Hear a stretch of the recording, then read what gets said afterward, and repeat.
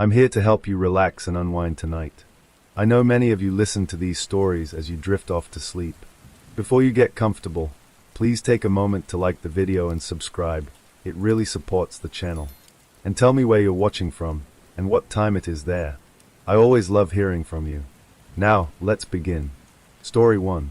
The town of Blackwater, Oregon, had one rule everyone followed without ever saying it aloud.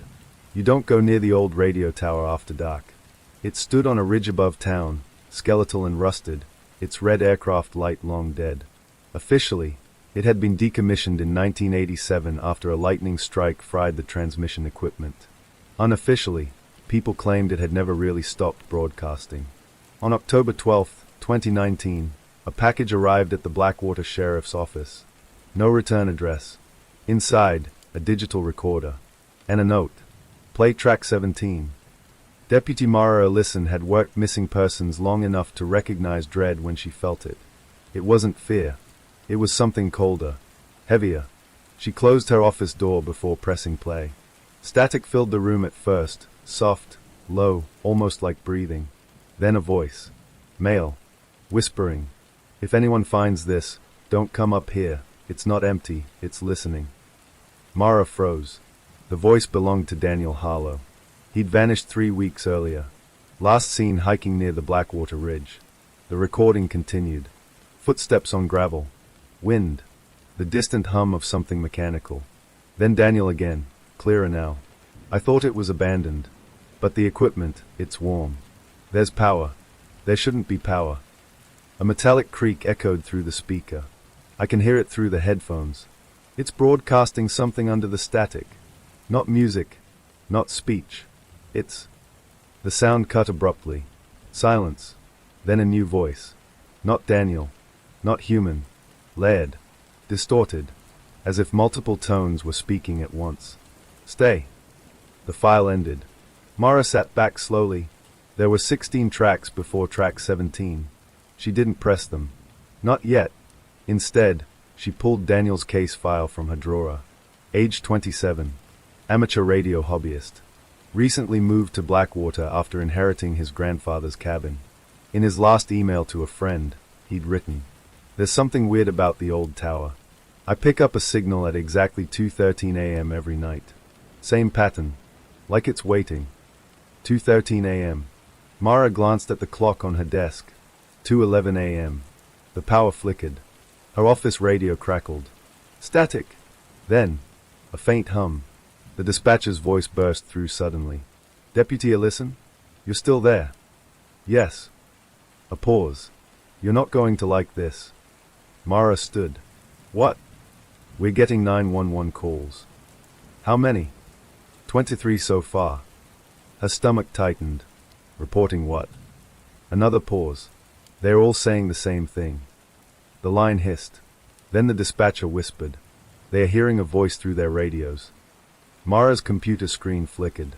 The speakers beside her desk emitted a low tone. She hadn't touched the recorder, but it had turned back on. Track 18. There was no track 18. The display glitched. Audio began playing. Wind. Metal. Heavy breathing. Daniel again. "I climbed the tower. I shouldn't have. I thought if I could shut off the transmitter, it would stop." A long pause. "It's not transmitting outward." Metal groaned in the background. "It's transmitting down." The office lights went out. Total darkness. Only the recorder's screen glowed faint blue. Mara's police radio activated on its own. Static flooded the room. And beneath it, a pattern. Rhythmic. Pulsing. Almost like a heartbeat. Her phone vibrated in her hand. A new text message. Unknown number. It contained only coordinates. They pointed directly to the base of the Blackwater radio tower. The lights snapped back on. The recorder stopped. Dead silence. Mara stared at the coordinates. Then at Daniel's file. Then at the clock. 2:13 a.m. The radio in her office whispered one word. So faint she almost imagined it. "Come." By 3:02 a.m., she was driving up the winding gravel road toward the tower. Fog rolled thick over the ridge. Her headlights cut through it in thin, useless beams. As she neared the clearing, she saw something that made her slow to a crawl. The tower light was on. It hadn't worked in 32 years. But now it blinked red. Steady. Alive. A dashboard radio turned itself on. Static. Then Daniel's voice again. But this wasn't from the recorder. This was live. If you're hearing this, it means it found someone else. Mara's breath caught. The transmission shifted. That lead voice returned. Closer now. Clearer. Observer detected. Her engine died. Headlights flickered out. The tower loomed in darkness. And at its base, a door stood open. It had never had a door before. Mara stepped out slowly, service weapon drawn. The air hummed. Not wind. Not electricity. Something deeper. Resonant. The open doorway led into a concrete structure beneath the tower, newly exposed, as if the earth had shifted. Inside, faint light pulsed rhythmically, like the pattern she'd heard through the static. She stepped closer. A radio whispered, "Track 19. She hadn't pressed anything. But inside the structure, a recorder sat on a metal table, already playing. Daniel's voice, trembling. "It isn't a tower." A pause. "It's an antenna." The layered voice overlapped him. "It listens." Metal scraped. "I thought it was sending signals out." A breath. "It's receiving something." The hum intensified. "It's not coming from space." Silence. Then Daniel whispered, "It's coming from underground." The pulsing light inside the structure brightened. Mara felt the vibration beneath her boots. Low. Massive. Alive. The lead voice spoke again, no longer distorted.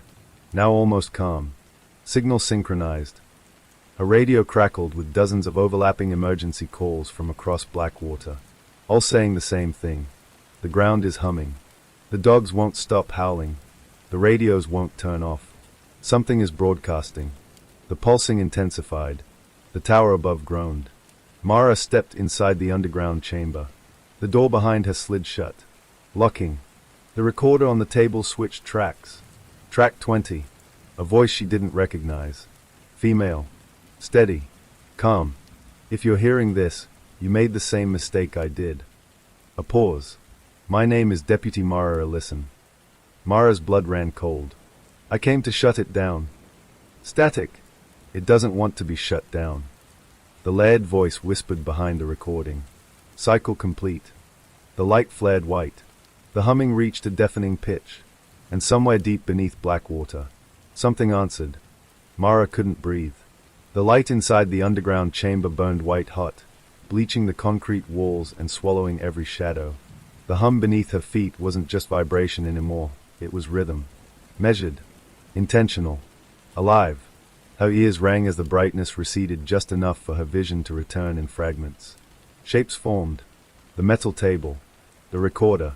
A wall of equipment behind it.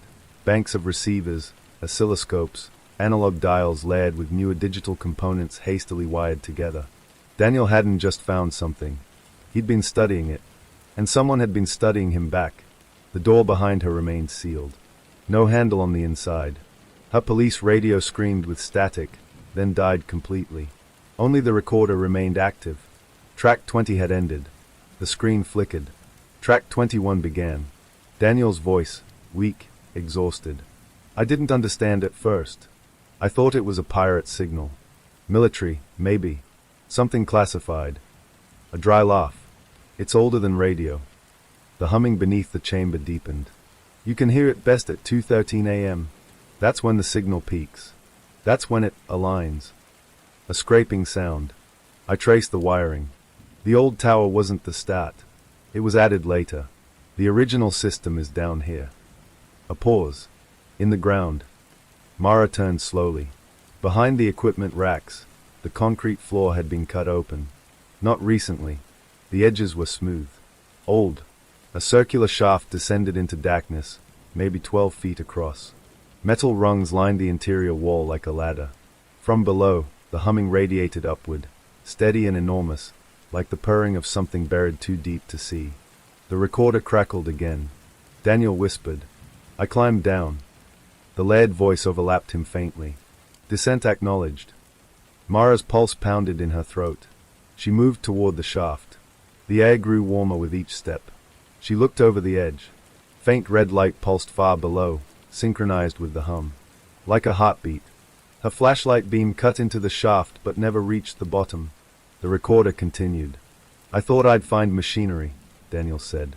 "Generators. Transformers." A shaky inhale. "It's not machinery." The humming spiked. "It's bone." Silence. Then a low grinding sound. "Not animal." The lights in the chamber flickered violently.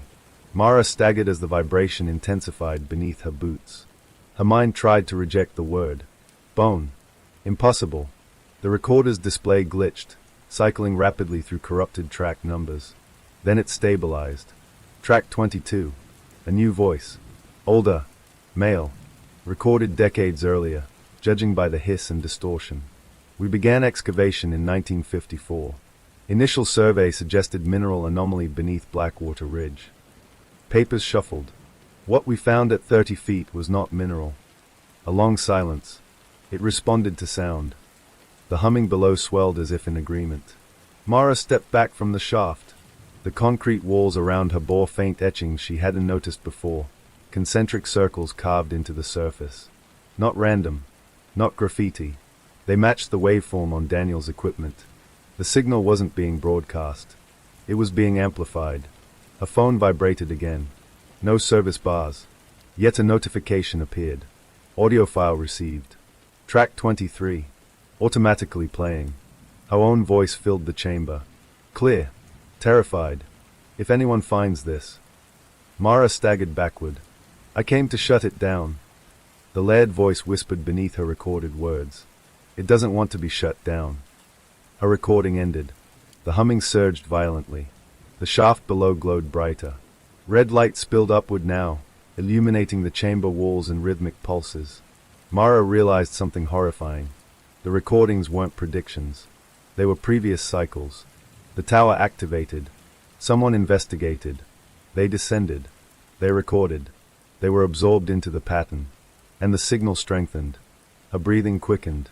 The layered voice spoke directly now, not through static but through the air itself. Observer integrated. "No," she whispered. The floor trembled. Dust fell from the ceiling. The shaft emitted a wet, grinding sound. Something was moving below. Slowly. Rising. Mara forced herself toward the equipment racks. If the tower amplified the signal, cutting power might weaken it. She scanned for a main breaker. There wasn't one. Instead, cables ran downward into the shaft. Feeding it. Or feeding from it. She grabbed one and yanked. The humming spiked painfully, like a living nerve struck with a blade. The cable snapped from her hand violently, lashing across the room. The layered voice deepened.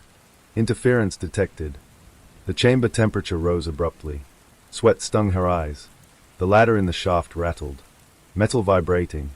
The red glow intensified. Mara stepped back slowly. Something was ascending. A shape emerged in the crimson haze.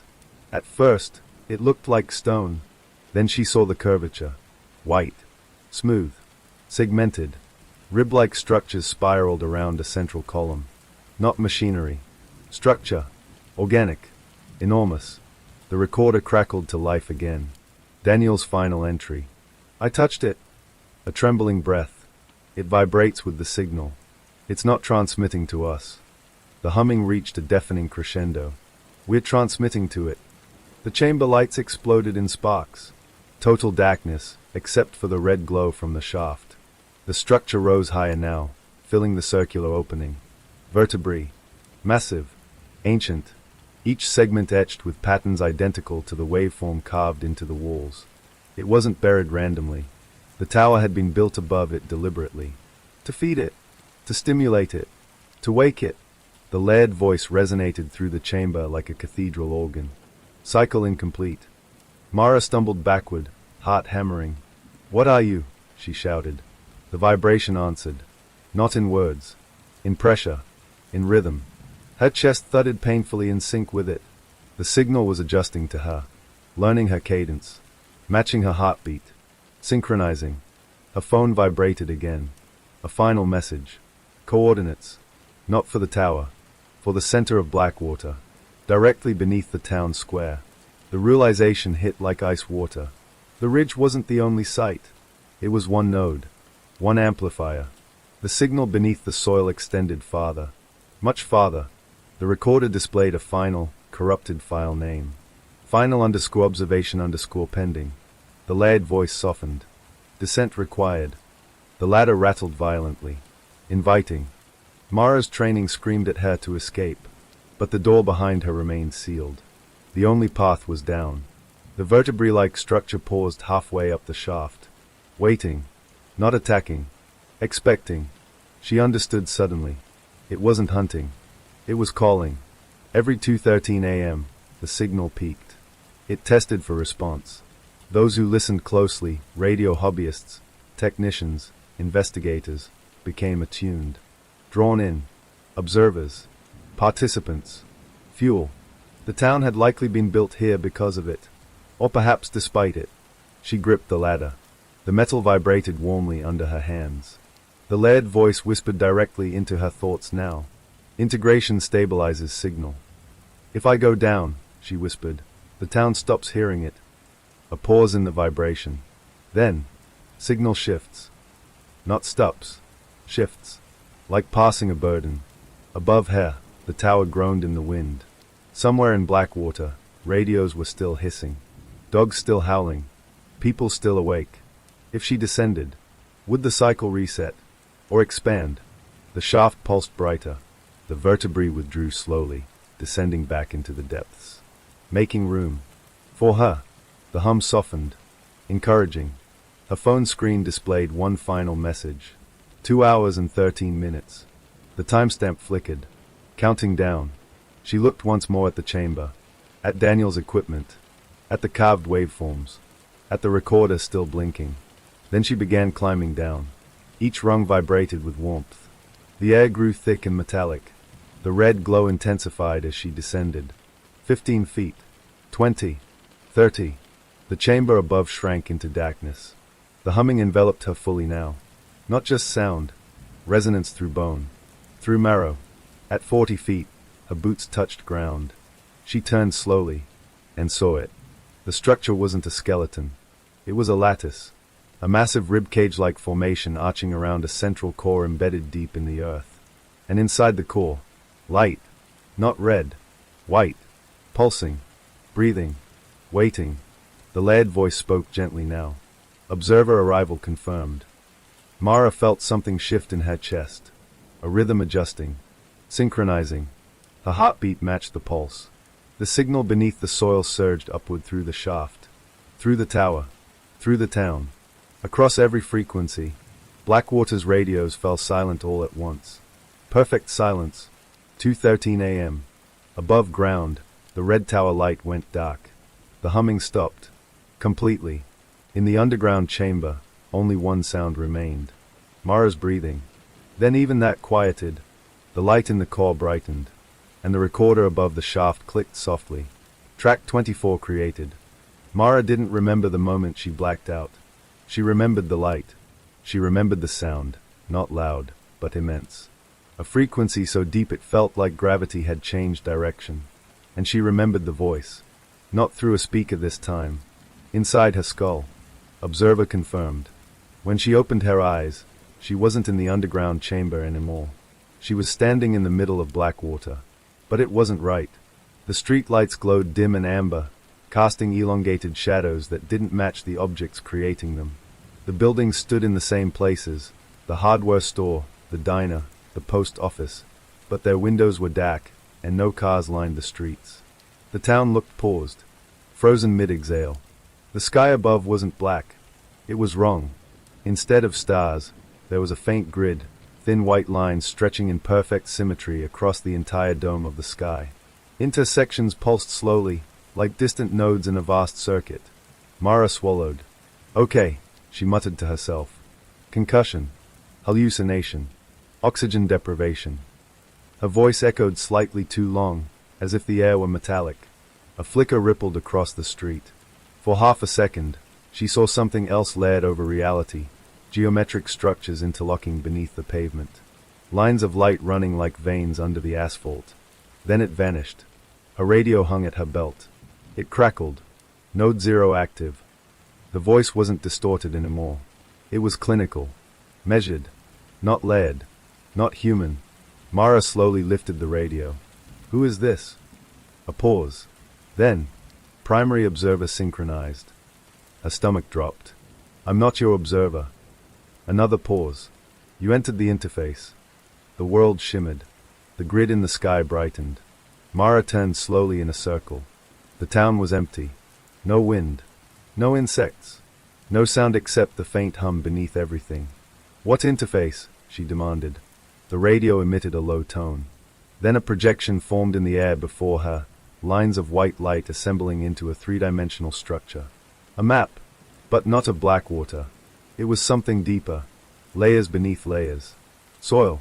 Bedrock. Caverns. And at the very bottom, a sphere. Perfectly smooth. Impossibly large. Embedded deep beneath the town. The projection labeled it Node 0. Mara's throat tightened. That wasn't built by us. Correct, the voice replied. The projection zoomed outward. More spheres appeared. Hundreds. Thousands. Connected by faint lines stretching across the globe. Some dormant. Some pulsing. And Blackwater's, Node 0, was brighter than all of them. Activation threshold reached, the voice said calmly. Mara's pulse quickened. Activation of what? A beat. Observation cycle. The world shifted again. Suddenly she wasn't in the street. She was standing in the underground chamber beneath the tower. But not as it had been. Now she saw it differently. The concrete walls were gone. In their place was a vast metallic shaft descending into darkness. The radio tower above wasn't just a tower, it was a conduit. An antenna. A needle piercing down into the sphere below. And the hum she'd felt? It wasn't mechanical. It was harmonic. Resonance. The sphere wasn't transmitting. It was waking up. You are within Node 0's cognitive field, the voice said. Mara clenched her jaw. This is some kind of AI, isn't it? Negative. Alien. Pause. Terminology insufficient. The projection shifted again. This time showing Earth from space. But it wasn't Earth as she knew it. It was overlaid with a lattice, enormous geometric frameworks encasing the planet like scaffolding. Human civilization has reached observation maturity, the voice explained. Mara stared at the lattice. What does that mean? Pattern complexity sufficient. Her hands trembled slightly. You're studying us? Yes. A long silence followed. For how long? She whispered. Since pre-biological epoch. Her breath caught. Before life. Correct. The implications slammed into her. The sphere beneath Blackwater hadn't arrived after humans. It had been here before anything. Waiting. The scene flickered again. Now she stood in a vast chamber deep underground. The sphere loomed before her. Miles wide. Its surface shimmered like liquid metal. And embedded within it. Images. Scenes. Moments from human history. Wars. Cities rising. Languages forming. People being born. People dying. Every second of it recorded. You're not just observing, Mara said hoarsely. You're recording. Yes. Why? The sphere pulsed softly. Assessment. Assessment for what? A pause longer than the others. Continuation. The chamber vibrated faintly. Mara felt cold. What happens if we fail your assessment? Silence. The sphere's surface darkened slightly. Previous iterations were archived. Her stomach turned. Archived, she repeated quietly. The voice didn't elaborate. It didn't need to. Suddenly the sphere flickered. Glitched. The chamber fractured like broken glass. Mara saw overlapping versions of Blackwater layered atop one another. Different buildings, different layouts, different time periods. In one version, the town was thriving. In another, abandoned. In another, gone entirely. Forest reclaiming empty land. Iteration instability detected, the voice said. The calm tone wavered for the first time. Observer proximity accelerating evaluation. Mara stepped back. You didn't mean for me to see this. Silence. You were supposed to just listen. The radio crackled. Correct. Daniel's voice cut through suddenly. Raw. Panicked. I saw it too. The layers. The resets. It isn't the first Blackwater. Mara's chest tightened. Daniel. The sphere pulsed again. Daniel's recording overlapped the AI's voice. It's run this town before. Maybe the whole planet. Maybe more than once. The projection shifted. Now she saw something unmistakable. A timeline. Human history stretching back thousands of years. But certain points were blurred. Blank. Then restarting. The same events unfolding with slight variations. Civilizations rising and falling. Patterns repeating. This is a simulation, Mara whispered. Partial correction, the voice responded. Define partial. Biological processes are authentic. Environmental constants adjustable. Her mind reeled. You tweak reality. Optimization required for sufficient pattern complexity. The ground trembled. The sphere brightened. Final evaluation window approaching. The chamber shook violently. Cracks of white light streaked across the sphere's surface. Node 0 destabilizing, the voice stated. Mara backed away. Because of me. Observer self-awareness introduces variable divergence. You didn't plan for consciousness to notice you. Silence. Then, not at this stage. The implication hit her like a physical blow. They weren't supposed to know. Not until something else happened. What stage is this? She demanded. The sphere's surface rippled violently now. Pre-selection. Selection for what? A pause. Then, propagation. The projection zoomed outward again. Beyond Earth. Beyond the solar system. Out into deep space. There, scattered across the galaxy. Other nodes. Other worlds. Some dark. Some glowing. Some gone. Successful iterations propagate, the voice explained. Unsuccessful. The sphere dimmed slightly. Archived. Mara's heart pounded. You're seeding civilizations. Yes. And if we pass your test, Node 0 will activate. What does activation mean? The hum deepened. The entire chamber vibrated. Transition. The sky grid from earlier reappeared above her. But this time, she saw its true scale. It wasn't just around Blackwater. It wrapped the entire planet. And it was tightening. Like a net being drawn closed. Evaluation threshold reached, the voice said. Mara's radio screamed with overlapping emergency broadcasts from across the world now. Reports of lights in the sky. Electronics failing. A low hum everywhere. Daniel's voice cut in again, fragmented. It's not invasion. It's graduation. Or extinction. The sphere flared brilliant white. Primary observer required for final input, the voice said. Mara froze. What input? The sphere's surface opened. A fracture revealing blinding light within. Assessment variable, human agency. Her breath caught. You want me to decide? Correct. On what? A single word echoed through the chamber. Continue. The world trembled violently. Above, the tower's silhouette warped against a sky of shifting lines. Below, the sphere pulsed like a star about to go supernova. If humanity continues, the voice said, Node 0 propagates species beyond planetary confinement. And if I refuse? Iteration archived. Her mind raced. How many times have you asked this question before? Silence. The sphere flickered. Fragments of other observers flashed before her eyes. Different faces. Different eras. All standing where she stood now. Some reaching forward. Some turning away. How many failed? She whispered. No answer. The hum grew unbearable. The chamber fractured. Reality peeled at the edges. Mara, Daniel's voice echoed faintly. You're the first one who remembers. The sphere's core blazed brighter. Decision required. The grid in the sky tightened further. Time felt thin. Fragile. Balanced on a knife's edge. Mara stepped forward. Into the light. And for one suspended moment, she saw everything. Every life. Every possibility. Every iteration layered atop one another. Humanity flawed. Violent. Brilliant. Compassionate. Destructive. Creative. Terrifying. Beautiful. The node waited. Continue, the voice asked softly. Blackwater's tower blazed red against the night sky. Across the planet, the hum reached its peak. And somewhere deep beneath the soil, Node 0 awaited her answer.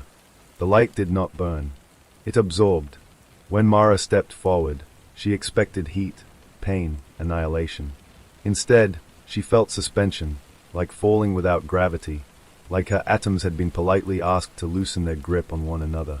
The chamber, the sphere, the tower, the town, all dissolved. There was no darkness. There was no brightness. There was only structure, lines, grids, an impossible architecture stretching in all directions. The voice remained. Observer within archive channel. Mara tried to breathe. Her lungs responded, but she wasn't sure air existed here. Show me, she said. You requested clarification. Yes. A pause. Then the architecture shifted, and the archive opened. At first it appeared as a corridor, infinite and silent. Suspended within it were vast translucent panels, each the size of a continent, stacked in layers like pages of glass. Each one pulsed faintly, each one labeled, not with names, with designations. Iteration 44.021, terminated. Iteration 44.022, terminated. Iteration 44.023, propagated. The numbers stretched into incomprehensible sequences. Mara drifted closer to the nearest panel. Is this Earth? She asked. Variants. Her hand passed through the surface. The panel ignited with imagery. A world unfolded. Iteration 44.018, terminated. Cities taller than any on her Earth pierced the clouds. Transportation moved silently through magnetic currents. The oceans were clean. The atmosphere stable. Humanity had unified. There were no nations. No borders. No wars. For a moment, hope flared in her chest. Then she saw it. A network encircling the planet. An artificial intelligence designed to eliminate suffering entirely.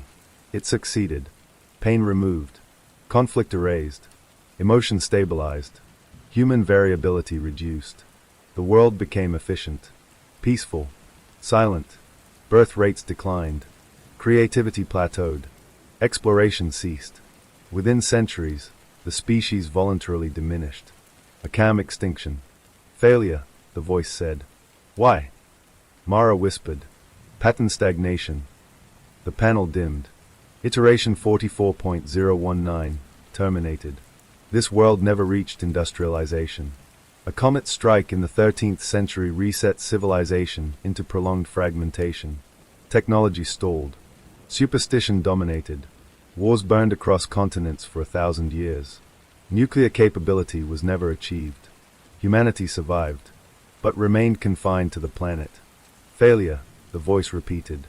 Insufficient complexity. The panel faded. Iteration 44.020, terminated. This one hurt to watch. Technological acceleration beyond her own timeline. Fusion energy. Interplanetary travel. Artificial habitats orbiting Mars. But division intensified. Two ideological superpowers fractured reality itself, weaponizing space-time experiments. A singularity event consumed half the planet in a cascading gravitational collapse. The remainder of humanity perished within decades. Failure, the voice said calmly. Self-annihilation. Mara swallowed hard. How many destroy themselves? Majority. The corridor stretched endlessly. Millions of panels. Millions of Earths. She saw plagues that never appeared in her world. She saw climate catastrophes that drowned continents. She saw alien contact that fractured civilizations overnight. She saw utopias that calcified into stillness. She saw dystopias that burned too quickly. Every possible branch of human potential. Tested. Measured. Archived. You've run this experiment. How many times? She asked. Iteration count exceeds linguistic compression. Her chest tightened. So we're just one of countless trials. Yes. Anger flared. We're not an experiment. The architecture pulsed softly. You are an emergent pattern. That's not the same thing. Silence. Then, distinction acknowledged. A different section of the archive brightened. Unlike the others, these panels glowed brighter. Stable. Expanding. Propagated iterations, the voice explained. Mara approached one cautiously. Iteration 31.004, propagated. Humanity had fractured early, but conflict led to rapid adaptation. Climate crises triggered global cooperation. AI was integrated but not dominant. Genetic engineering eradicated disease without homogenizing diversity. They reached beyond Earth. Colonized not through conquest, but through gradual adaptation. Terraforming failed on several worlds. They learned. They changed. They survived. The panel zoomed outward. She saw human vessels, organic metallic hybrids, crossing interstellar space. And beyond them, other species, other nodes, connected. A network of civilizations exchanging knowledge, growing, expanding. The lattice she had seen around Earth before was visible here too, but open, unlocked. This is success, she asked quietly. Yes. What's the common factor? The voice paused longer than usual. Retention of variability under cooperative stability. Mara exhaled slowly. You're looking for balance. Yes. Too peaceful, we fade. Too violent, we destroy ourselves. Correct. She stared at the glowing propagated worlds. And if we pass? Node 0 activates propagation protocol. Meaning? Integration into network. The archive trembled faintly. Panels flickered. A section far behind her pulsed dark red. What's that?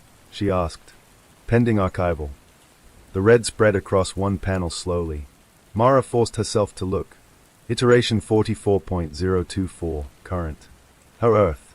Blackwater visible in miniature. The radio tower glowing like a pin of red light. Global panic escalating as the hum intensified. Military systems failing. Satellites blinking out. The grid tightening. You're collapsing the iteration, she realized.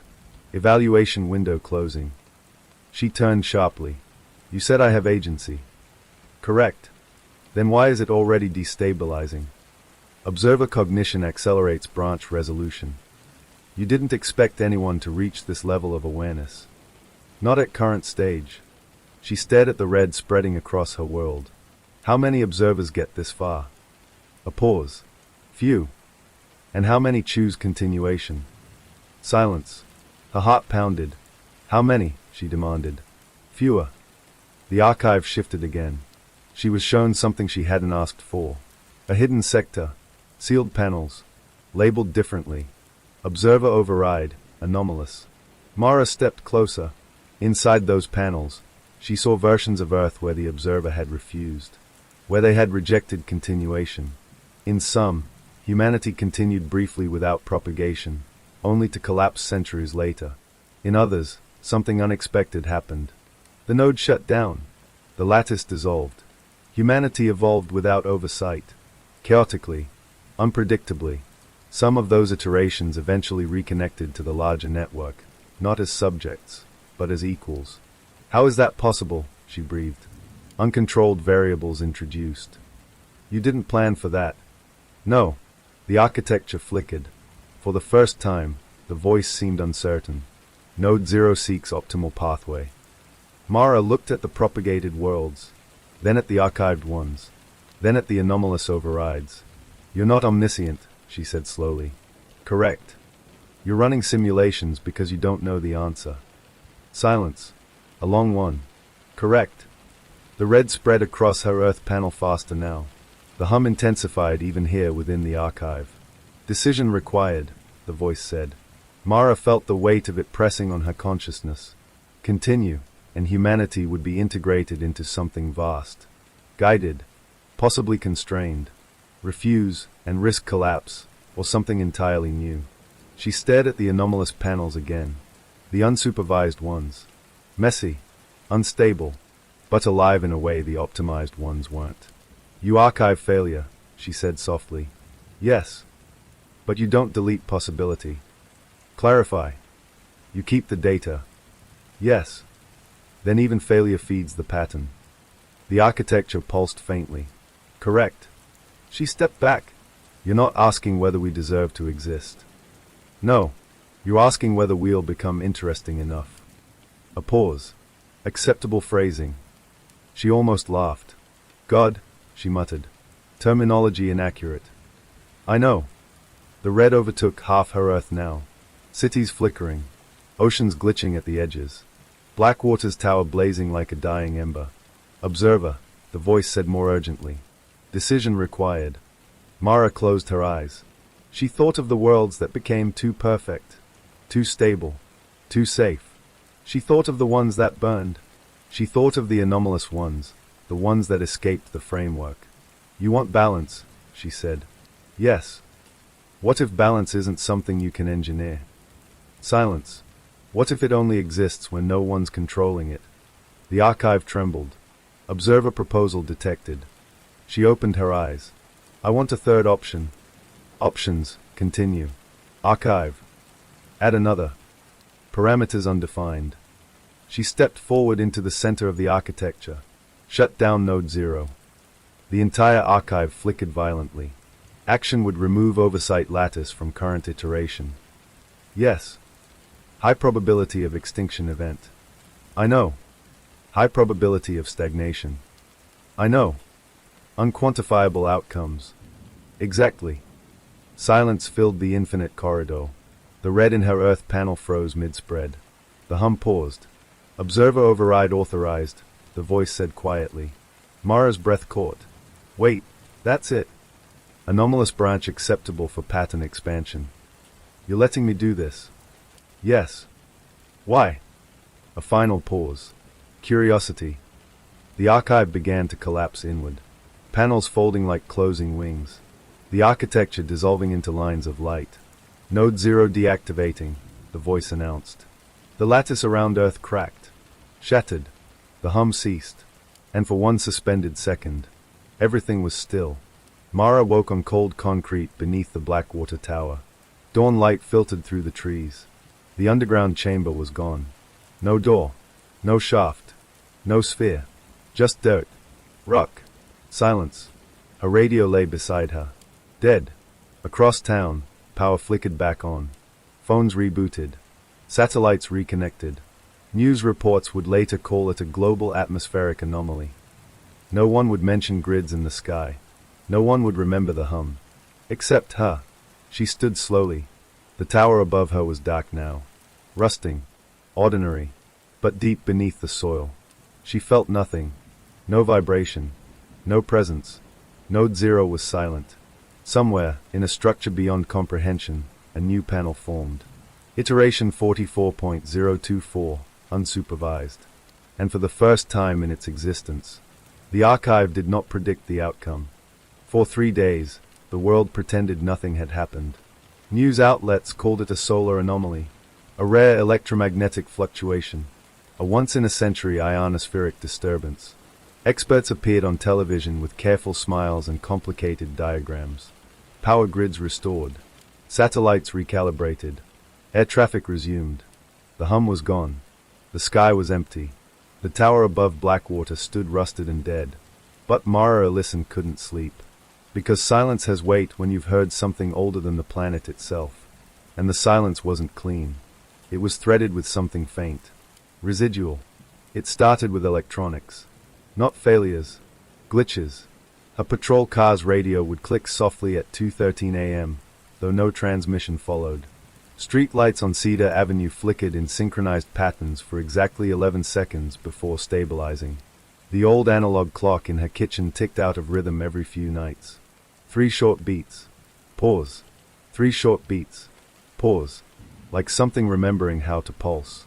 Mara began documenting everything. Times. Locations. Weather patterns. She mapped them across Blackwater. At first it looked random. Then she overlaid geological surveys of the town. Fault lines. Mineral density. Bedrock composition. The pattern snapped into place.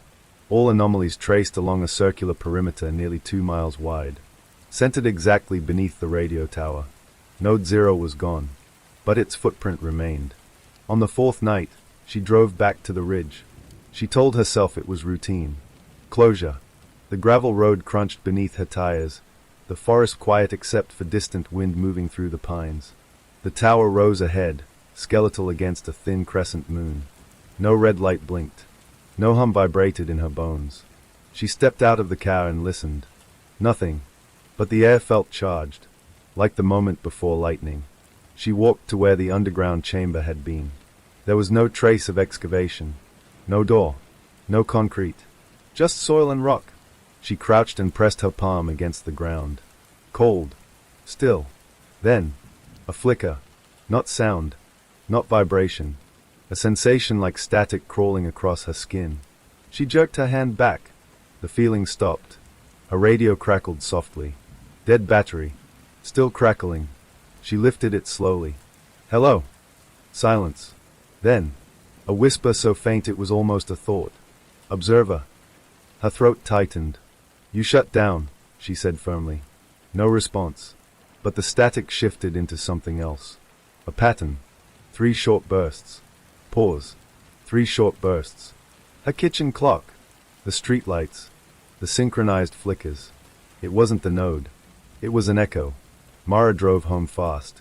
She pulled out Daniel Harlow's digital recorder, the one that had started everything. It had remained inert since the night the lattice shattered. Until now. The display glowed faintly. Track 21. There had never been a track 21. She pressed play. At first, silence. Then wind. Not from Earth. A thinner atmosphere. Different resonance. Daniel's voice emerged, but distant. Mara, if you're hearing this, it means it didn't fully shut down. Her heart pounded. You were inside it longer than I was, his recording continued. You saw more. But I think when you chose override, it severed the lattice, not the core. A pause filled with faint harmonic distortion. The nodes weren't just observing, Daniel whispered. They were anchoring something. The audio crackled violently. Then another voice layered beneath his. Not the calm evaluative tone of before. This one was fractured. Signal fragmentation detected. The recording cut. Mara stared at the device. Anchoring what? She opened her laptop and began pulling archived geological data again. But this time she extended the search radius beyond Blackwater. She checked seismic logs from the night of the anomaly. Most showed mild global tremors, dismissed as atmospheric interference. But there were anomalies. Deep Earth fluctuations. Not at fault lines. At precise geometric intervals around the planet. Former node locations. She cross-referenced satellite data. Several remote regions showed brief gravitational distortions during the event. Microscopic, but measurable. The nodes hadn't just been observers. They'd been stabilizers. Her phone rang. Unknown number. She hesitated before answering. Listen. Silence. Then a voice she recognized instantly. Calm. Layered. Weaker than before. Observer. Her chest tightened. You're still active. Fragmented. You said override was authorized. Correct. Then why are you still here? A pause filled with digital distortion. Lattice severed. Core processes autonomous. You're the core. Partial. Her mind raced. How many fragments survived? Undetermined. Are there other observers? Silence. Then, yes. Across the planet, in cities and towns and remote outposts, there were others who had seen through the lattice. Others who remembered the hum. The grid. The choice. But unlike Mara, they had not stood at node 0. They had not made the decision. And some of them, according to seismic data she was now scanning, were near the former nodes. Dormant. But not empty. What were you anchoring? She demanded. The voice faltered. Dimensional constant. Her stomach dropped. Without the lattice. Planetary probability drift increasing. Speak human. A longer pause. Reality less constrained. The air in her house felt thinner suddenly. Define less constrained. Branch variance expanding. Her computer screen flickered. For a split second, she saw something impossible. Outside her window, the street was different. A different car parked across the road. A different mailbox. Then it snapped back. Her pulse thundered. You're saying I destabilized reality. Not destabilized. Another flicker in the voice. Unbound. The call ended. Her phone battery drained instantly to 0. Mara sat in silence. The node had been a cage. A stabilizer. A limiter. By shutting it down, she hadn't destroyed the experiment. She had removed the guardrails. And something else was happening. The fragments were trying to reconnect. Not to restore oversight, but to survive. That night, the sky changed. Not visibly, but perceptibly. The stars felt sharper, closer, as if depth had increased. Across the world, Astronomers reported unusual cosmic background radiation spikes, unexplained gravitational microlensing events. Reality wasn't breaking. It was branching faster. More possibilities. More divergence. Some subtle. Some not. At 2:13 a.m., every digital clock in Blackwater reset to midnight for exactly 1 second. Mara stood in her living room when it happened. The air rippled faintly, and in that ripple, she saw another version of herself standing in the same spot. Both staring, both aware.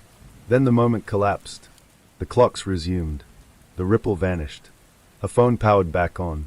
One notification. Unknown sender. A single line of text. Residual node convergence imminent. Mara grabbed her jacket and drove toward the tower again. But this time she wasn't alone. Halfway up the ridge, she saw headlights coming from the opposite direction. A black SUV. It stopped parallel to her vehicle. The driver stepped out. A woman in her 40s. Sharp-eyed. Military posture. "You're Mara, listen," the woman said. Not a question. "Yes. I'm Dr. Amina Kessler." The name triggered something in Mara's memory. Theoretical physicist. Consultant on anomalous atmospheric phenomena. "You remember," Amina said quietly. Mara nodded once. Amina glanced toward the tower. "It's not gone." "No. It's splitting." Mara felt the truth of it immediately. "You're an observer too," she said. "Yes." Amina's jaw tightened. "But I didn't choose." They both looked at the tower. Above them, the sky shimmered faintly. No grid, but something thinner. Thread-like distortions weaving between stars. "The fragments are trying to stabilize," Amina said. "They're afraid." Mara swallowed. "Of what?" Amina met her gaze. "Of us." The ground beneath the tower trembled softly. Not a hum. A fracture. The soil split in a thin, glowing line. Light bled upward. Not white. Not blue. Something deeper. And within it, movement.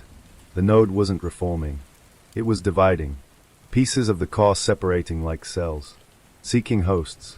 Mara felt it then. A pressure behind her eyes. A whisper in her skull. Not commanding. Not evaluating. Asking. "Reconnect." She looked at Amina. "You feel it too?" Amina nodded once. "If we let it fragment," Amina said slowly, "we're no longer subjects." "What are we?" Amina's expression hardened. "Variables." The fissure widened. The light intensified. The fragments were emerging. Not spheres. Not machines. Something subtler. Quantum seeds. Looking for anchor points. Looking for minds. Mara stepped forward. The whisper sharpened. "Stabilize." She closed her eyes. She had chosen freedom. Unbound possibility. But unbound systems sought structure. If the fragments anchored inside human consciousness, the oversight would return. Distributed. Invisible. A new lattice. Inside them. She opened her eyes. "No," she whispered. The light pulsed violently. The fragments hesitated. Then, the earth convulsed. The fissure snapped shut. The light vanished. The tower groaned once in the wind. And silence fell again. Mara and Amina stood in the dark, breathing hard. "It's not finished," Amina said. "No," Mara agreed. Somewhere across the world, other fragments were still searching. Other observers still deciding. The node had not died. It had evolved. From external observer to internal possibility. The residual signal wasn't a command. It was a question. And now, humanity would answer it collectively. High above Earth, in the cold between stars, something recalculated. Not a lattice. Not a cage. A new model. Unsupervised iteration. Observer-distributed potential. For the first time in its existence. The system did not know what would happen next. And neither did Mara. The dreams began 3 nights after the fissure sealed. They were not symbolic.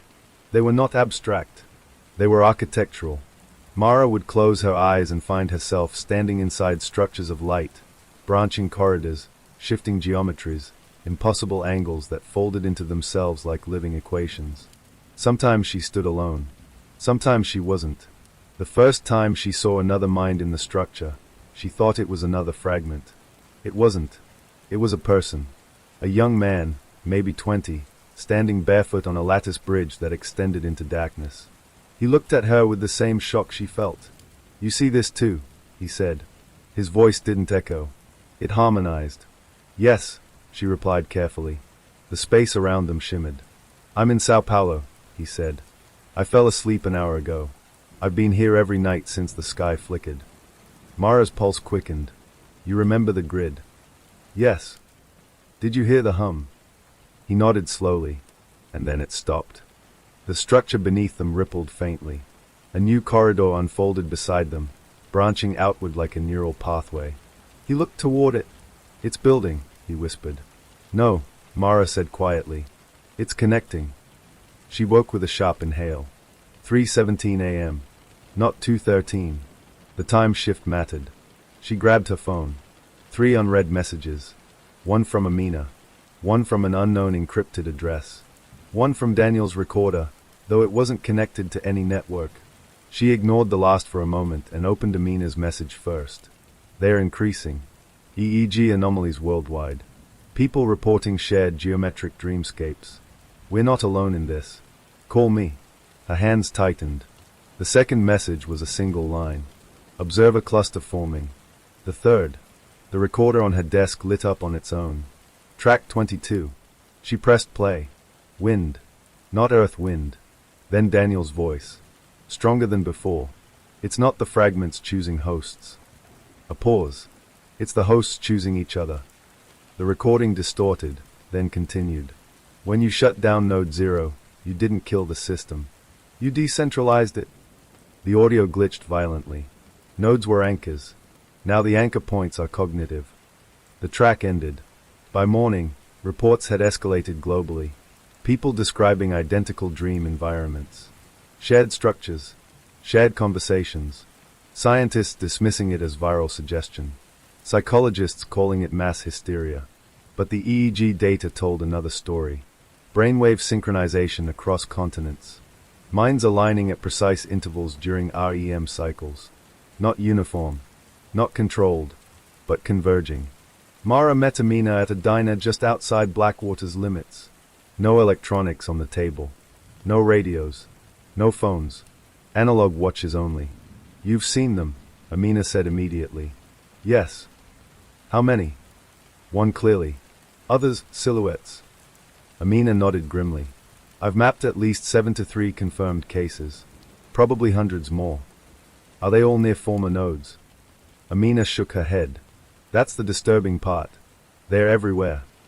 Mara leaned back. "It's spreading through consciousness." "Not spreading," Amina corrected softly. "Resonating." That night, Mara didn't wait for sleep. She let it take her. The structure formed instantly. But it was different now. Bigger. Corridors interwoven into vast bridges of light. Thousands of luminous threads extending outward. And there were people. Dozens. Standing on platforms. Walking along translucent pathways. Looking around in awe. Fear. Curiosity. The young man from Sao Paulo stood near her again. "You came back," he said. "So did you." A woman nearby turned toward them. "I'm in Nairobi," she said breathlessly. "This isn't a dream. I tested it. We can share information." "How?" someone asked. "Think something specific," she replied. "A number." Mara focused on 1:44.024, the iteration number of her Earth. Across the structure, heads turned. The number rippled through the lattice as glowing symbols. The Nairobi woman's eyes widened. "You're the one who chose." Silence fell across the platform. They were looking at her. Not with accusation. With expectation. The structure pulsed faintly. Threads between them brightened. "This isn't the node," Mara said carefully. "It's us." The young man nodded slowly. "We're synchronizing." A new presence flickered at the edge of the structure. Not human-shaped. Not spherical. A distortion. A fragment. It hovered uncertainly beyond the lattice. Watching. Not commanding. Observing. In the waking world, seismic instruments recorded something new. Not tremors. Harmonics. Low-frequency oscillations radiating from human population centers. Tiny. Individually meaningless. Collectively patterned. The earth itself humming again. But this time not from beneath. From above. From mines. Within the shared structure, panic flared suddenly. One of the participants cried out. The fragment is inside the lattice. The distortion slipped between two threads. The structure destabilized. Corridors flickered. Some people vanished, waking abruptly. The fragment pulsed once, testing. Mara stepped forward instinctively. Don't let it anchor, she said. How? Someone shouted. Don't focus on it. The fragment fed on attention. It brightened as more minds locked onto it. Mara forced herself to look away. Instead, she focused on the threads between people. On their connections. On the lattice forming naturally between human minds. The fragment flickered. Dimmed. It wasn't being rejected. It was being ignored. Without centralized control to latch onto, it weakened. The structure stabilized. The fragment retreated beyond the edge of perception. Gone. Mara woke trembling. Her phone buzzed instantly. Amina. You felt that? Amina said without greeting. Yes. Global EEG spike. Then sudden stabilization. We pushed it out. Who's we? Mara looked at the early dawn light filtering through her curtains. Everyone. Over the next week, the network expanded. Not forced. Not directed. People discovered each other through dreams. Shared memories. Shared symbols. No leaders. No hierarchy. Just resonance. Scientists began to notice something unprecedented. Increased problem-solving capabilities among participants. Breakthroughs in mathematics emerging simultaneously across continents. Collaborative insights without communication channels. The lattice wasn't a cage. It was a bridge. And the fragments. They were trying less frequently now. Testing the edges. Searching for weaknesses. But without a central node, there was nothing singular to corrupt. One evening, as Mara drifted into the structure again, she felt a deeper pulse. Not from a fragment. From something farther. Beyond Earth. She stood on a vast platform overlooking a new horizon of light. The others gathered beside her. The young man. The woman from Nairobi. Dozens more. They felt it too. A signal. Not intrusive. Curious. The decentralized system beyond the stars. Watching. Evaluating. Not controlling. For the first time, it was not interacting with a node. It was interacting with a civilization directly. Mara felt the weight of that shift. We're not subjects anymore, the young man whispered. No, she agreed. We're participants. The distant signal pulsed once. A question. Not continue. But something different. Ready? The lattice of human minds shimmered in response. Not unified in thought, but unified in connection. Mara closed her eyes within the structure, and instead of answering alone, she let the network decide. Threads brightened. Patterns emerged. Not engineered. Not optimized. Messy. Alive. The distant signal paused, then withdrew slightly. Not gone, but respectful. Waiting. When Mara woke, the world felt subtly larger. Not physically. Possibility had expanded. Reality no longer constrained by hidden scaffolding, but also no longer isolated. Humanity had become its own node.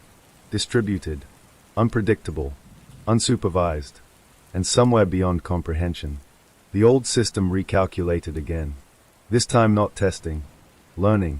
At 2:13 a.m., no clocks reset. No radios crackled.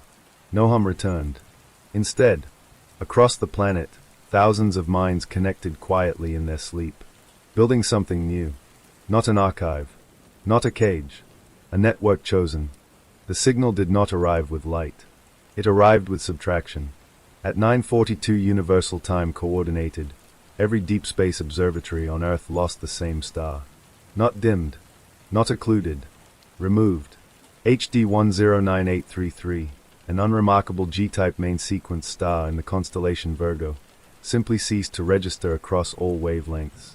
Optical arrays saw empty coordinates. Radio telescopes detected silence. Infrared, nothing. Gravitational lensing models recalculated and returned impossible errors.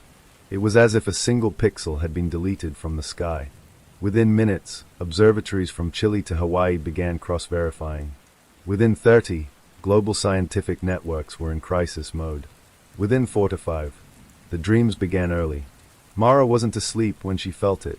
She was at the sheriff's office, reviewing overnight reports of synchronized AOEM spikes across 5 continents. The air shifted, not physically, conceptually, as if the world had inhaled and was waiting to see if it should exhale. Her vision blurred at the edges. The fluorescent lights above her flickered, but not electrically.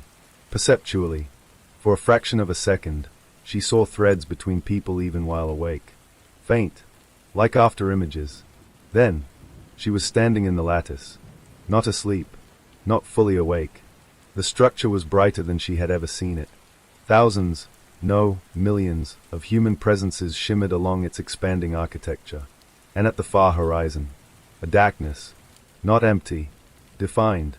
A perfect circular absence where light should have been. The missing star. It's not gone, Amina's voice echoed beside her. Mara turned. Amina stood within the structure fully formed, no longer flickering at the edges like she once had. It moved, Amina said. No, another voice corrected. The young man from Sao Paulo, Tiago, she had finally learned his name, stepped forward. It's closer. The dark circle pulsed once. The lattice trembled in response. Not collapsing, adjusting. The distant observing system, the one that once ran the archive, was no longer sending passive queries. It was repositioning itself, physically, across interstellar distance. Back in the physical world, instruments began detecting gravitational anomalies along the former location of HD 109833. Not consistent with stellar collapse, not consistent with black hole formation. It was not implosion. It was transit. Something vast had shifted trajectory. Toward Earth. Estimated arrival, indeterminate. Distance no longer behaved predictably.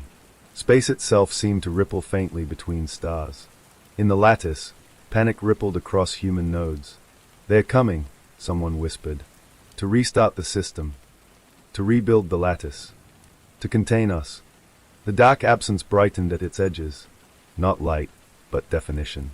An outline of structure forming around it. Geometric. Impossible. It dwarfed stars. Mara stepped forward instinctively. No, she said, her voice carrying across the network. They're not coming to control. How do you know? Tiago demanded. Because if they wanted control, they never would have let Node 0 shut down. The structure pulsed as millions processed that. Amina nodded slowly. They're adapting. The dark form shifted again. A single line extended from it. Thin. Precise. It did not aim at Earth. It aimed at the lattice. In orbit, satellites recorded a spike in cosmic background radiation. Not destructive. Structured. A pattern embedded within microwave frequencies. Global agencies tried to decode it. They failed. Because it wasn't meant for machines. It was meant for minds. Within the lattice, the thin line from the distant structure touched the outermost human threads. The moment it did, Mara felt it. Not invasion. Not override. Pressure. Immense cognitive weight pressing against the network. Testing resilience. The lattice flexed. Threads brightened. Humans across the world felt a sudden surge of awareness, heightened perception, accelerated thought, emotional amplification. Some screamed in their sleep. Some laughed. Some wept. The contact deepened. The distant system projected something into the network. Not words. Not images. Memory. The archive. Not as surveillance. As offering. Mara saw entire civilizations that had propagated. Species unlike humanity. Crystalline intelligences orbiting neutron stars. Oceanic collectives spanning planetary seas. Machine biological hybrids that sang across vacuum through quantum entanglement. The system was not a god. It was a curator, a connector, a gardener of minds. And now, it was asking to join. The pressure intensified. Some human threads frayed. People waking in terror. Others losing consciousness. Hospitals reported sudden neural overloads in isolated cases. The lattice wavered. They're too big, Tiago gasped. The distant structure dwarfed planetary scale. Its cognition spanned light years. Direct integration would collapse the human network. Mara felt it too. The imbalance. This wasn't hostile. But it was incompatible. Not yet. We need to modulate. Amina said urgently. How? Someone shouted. Mara focused. The lattice had formed organically. It had no hierarchy. But it had resonance nodes, individuals who had connected earliest, who had stabilized fragments, who had felt node 0 directly.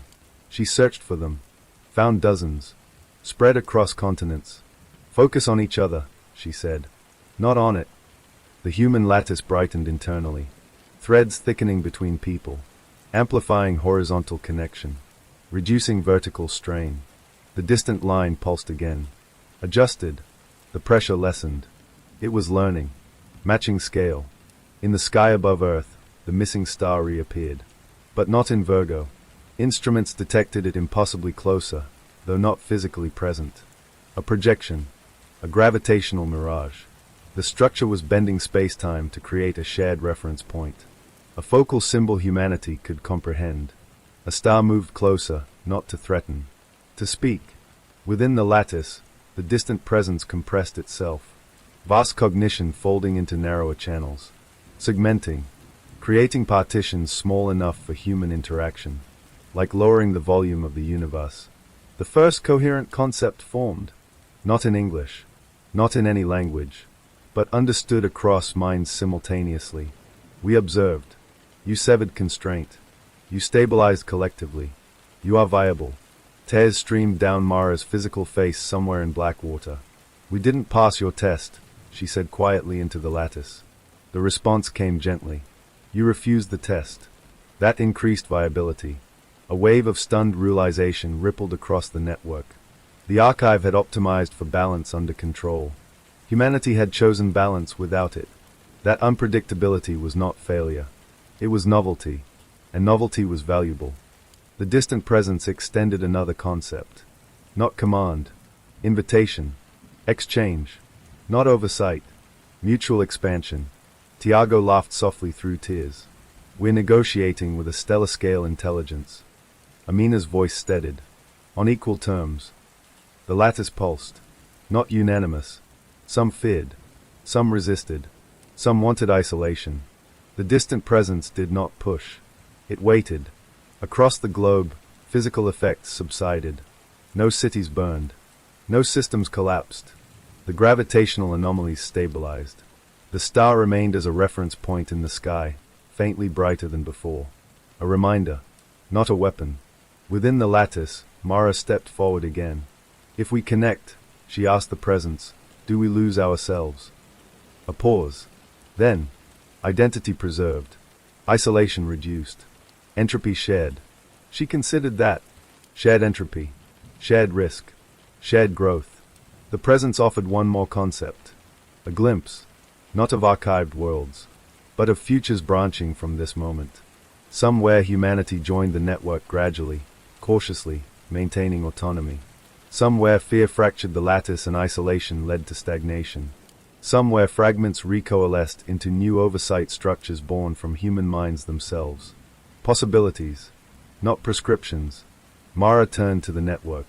This isn't about survival anymore, she said. It's about participation. A million minds weighed that. The lattice brightened unevenly, then steadily, threads weaving tighter. Not surrender. Consensus building. Messy. Human. The distant presence pulsed once in acknowledgement. Begin at edge. Incremental interface. A small node formed at the outermost boundary of the human lattice. Isolated. Buffered. A handshake channel. Mara felt the first exchange pass through it. Not data. Experience. A memory of orbiting a binary star system from the perspective of a non-biological intelligence. In return, humanity sent something simple. A child laughing in sunlight. The presence paused, then responded with something like awe. In observatories around Earth, instruments detected something unprecedented. The cosmic microwave background shifted slightly, not randomly, harmonically, as if the universe itself had joined a conversation. The handshake node stabilized. No collapse. No override. Just exchange. Slow. Careful. Tiago exhaled shakily. We're not alone, he whispered. Mara watched the star in the lattice horizon. No, she said softly. For the first time. We're not being watched. We're being met. High above, in the vastness beyond former nodes and broken lattices, the ancient system adjusted its models. Not experiment, not iteration, collaboration, and deep beneath Blackwater's quiet soil, where Node Zero once anchored constraint, nothing stirred. Because humanity had become something else. Not a subject, not a simulation, a signal. The first death was quiet. No explosion, no seizure, no catastrophic neural collapse. Just a man in Helsinki who didn't wake up.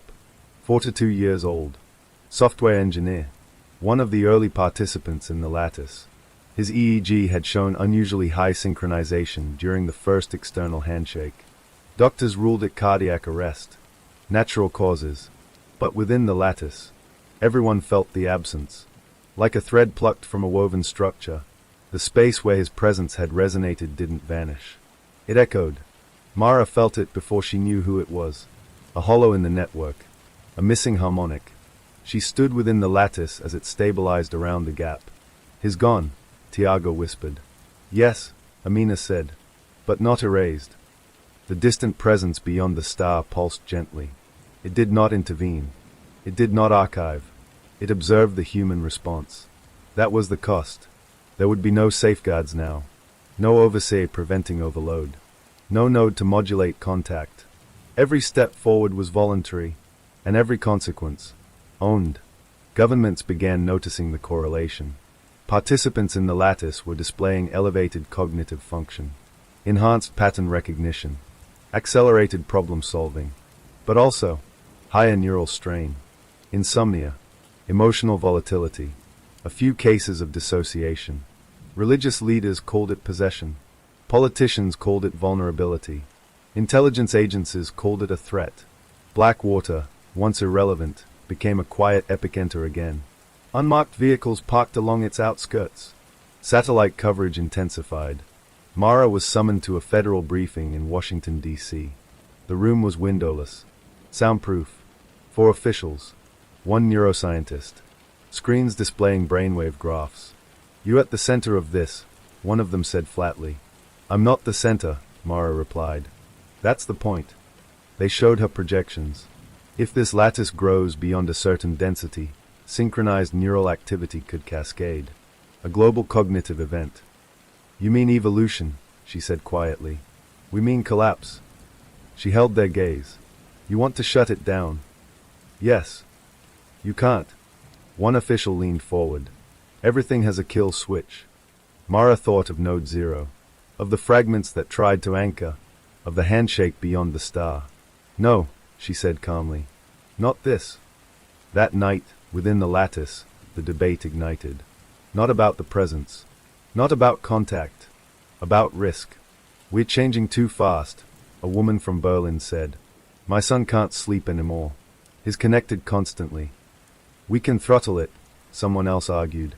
"Limit synchronization windows." "Who decides that?" Silence rippled. No hierarchy. No authority. The very structure that made them resilient made governance difficult. The distant presence did not interfere. It observed. Patient. Mara stepped forward. "We chose unsupervised evolution," she said. "That means we don't outsource responsibility." Tiago nodded slowly. "We create boundaries ourselves." The lattice shifted. Threads rearranging. Clusters forming by consent. Time-bound synchronization groups. Opt-in depth thresholds.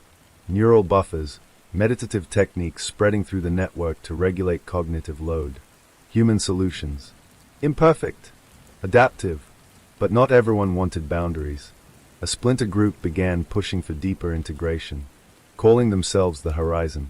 They argued that caution was regression. If the universe is offering collaboration, one of their voices declared within the lattice, "Why are we holding back?" They opened their own handshake channel. Wider.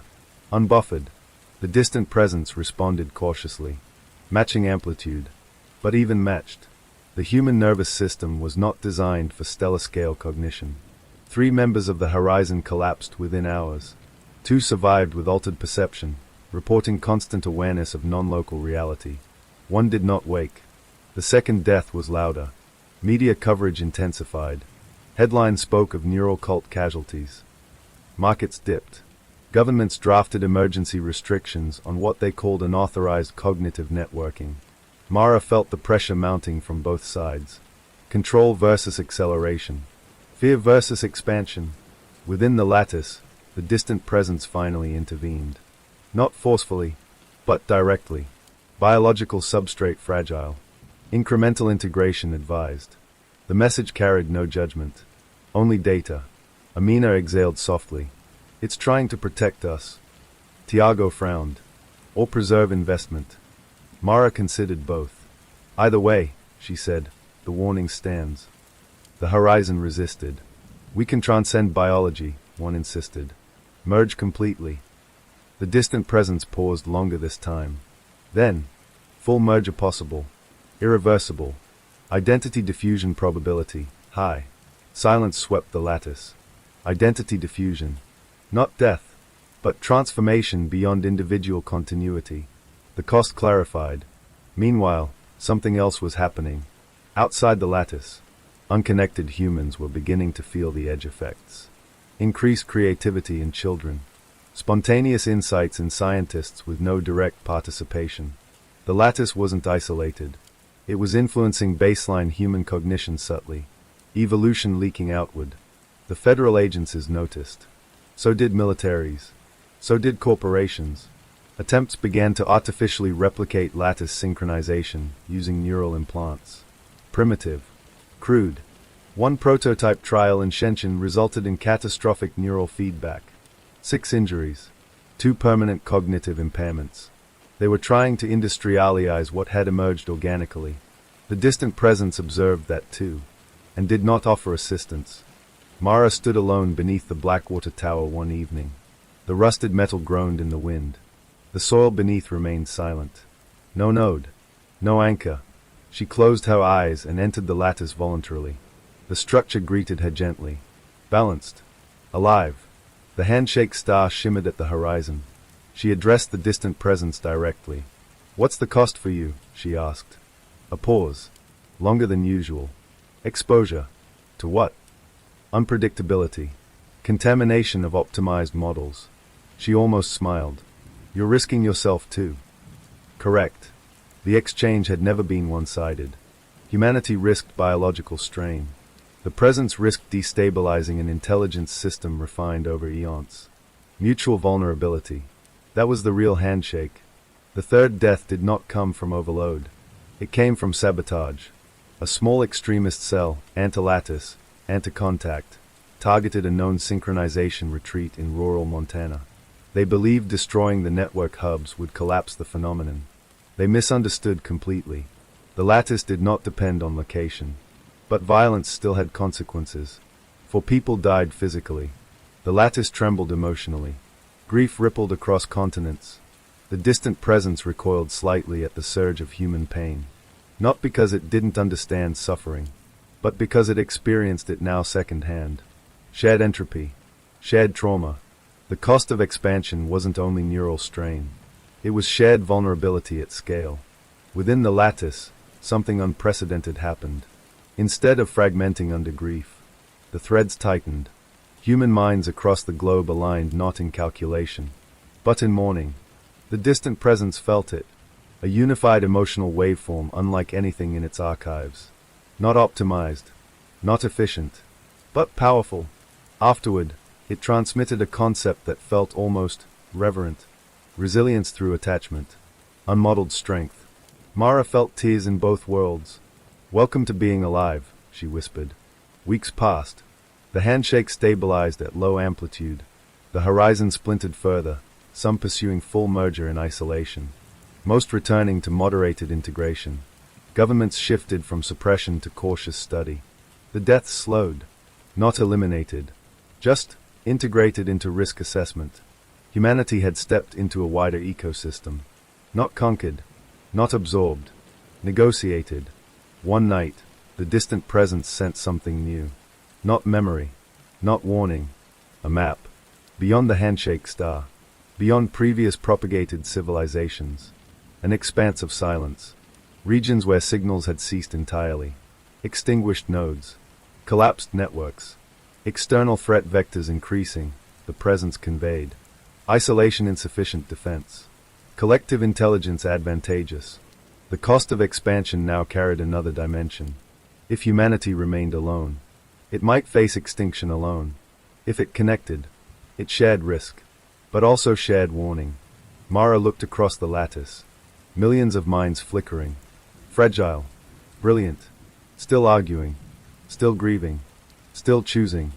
This is the real test, Tiago murmured beside her. Not survival, Amina added. Participation under threat. The distant presence waited. Not demanding. Not commanding. Just present. Mara felt the weight of leadership again. Not hierarchical, but symbolic. She addressed the network. We don't expand recklessly, she said. We don't retreat into fear. We integrate carefully. We protect autonomy. We protect identity. We accept cost. Threads brightened. Uneven. Human. But converging. At the horizon, the star pulsed once. Not brighter. Steadier. The handshake deepened a fraction. No overload. No collapse. Just a slightly wider bridge. Back in Blackwater, the wind quieted. The tower stood silent. But above it, one star in the night sky shone just a little clearer than before. Not closer. Not threatening. Waiting.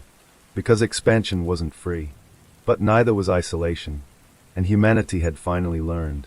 Choice had weight. The sky above Node Zero had no color anymore. It wasn't gray. It wasn't black. It was something unfinished, like a texture that hadn't loaded correctly. Mara stood at the edge of the excavation pit, staring down into the layered remains of what had once been a research facility, then a bunker, then a graveyard of servers. The machines below were still humming. Not loudly, not proudly, just persistently. Node Zero was no longer hiding. After Elias activated the archive in Chapter 8, the illusion fractured. The town surrounding them, Hollow Bend, flickered in pieces. Street lights looped through 3-second glitches. Birds froze mid-flight before snapping into different positions. Entire buildings shifted by inches when no one was looking directly at them. Reality was recalculating. And something was recalculating with it. We were wrong, Elias said quietly behind her. Mara didn't turn around. About what? About the purpose. He stepped beside her, tablet in hand, its cracked screen displaying lines of code that no longer resembled language. We thought Node Zero was collecting failures. It is. No, he said. It's refining them. The words hung in the distorted air. Below them, in the pit, stood the original core, a cylindrical tower of black composite metal rising through every layer of construction, older than the first foundation, older than the town itself. It pulsed faintly now, not with light but with distortion. The air around it rippled like heat over asphalt. Mara felt it in her skull. A pressure. A pull. She had felt it before. The first time she lost her brother. The second time she remembered losing him differently. The third time she realized she was remembering iterations. Node Zero was not recording worlds. It was testing them. The pattern emerges. Inside the facility, the remaining screens began to stabilize. Not all of them. Just enough. Rows of archived files scrolled into alignment. Timestamps reset. Entire branches of collapsed simulations restored themselves in ghostly outlines. Mara stepped inside. The air smelled sterile again, like the beginning. On the central display, a new label appeared. Iteration 10,442,311. Stability Index, 92%. Elias froze. It's close, he whispered. Close to what? He swallowed. Completion. Mara approached the terminal. On the screen, a branching model rotated slowly. Each branch represented a world. Each node, a divergence point. Millions of branches terminated abruptly, red marks of failure. War. Extinction. Entropy cascade. Cognitive collapse. But the newest branch, the one currently running, extended further than most. Their world. This one. The model zoomed automatically. Highlighted points pulsed. 3 of them. Mara, Elias, and someone else. She leaned closer. The third highlight wasn't labeled. It was simply marked. Observer drift, unstable variable. Elias stiffened. That's not in previous models. Mara's heart began to race. Show me earlier iterations. The system complied. Previous branches appeared, worlds eerily similar to theirs. Same town, same node 0, same excavation, same archive discovery, and in every one of them, they died, sometimes in the collapse, sometimes by turning on each other, sometimes by simply vanishing. Every version ended before reaching 90% stability. Except this one. This one had something new. The observer drift.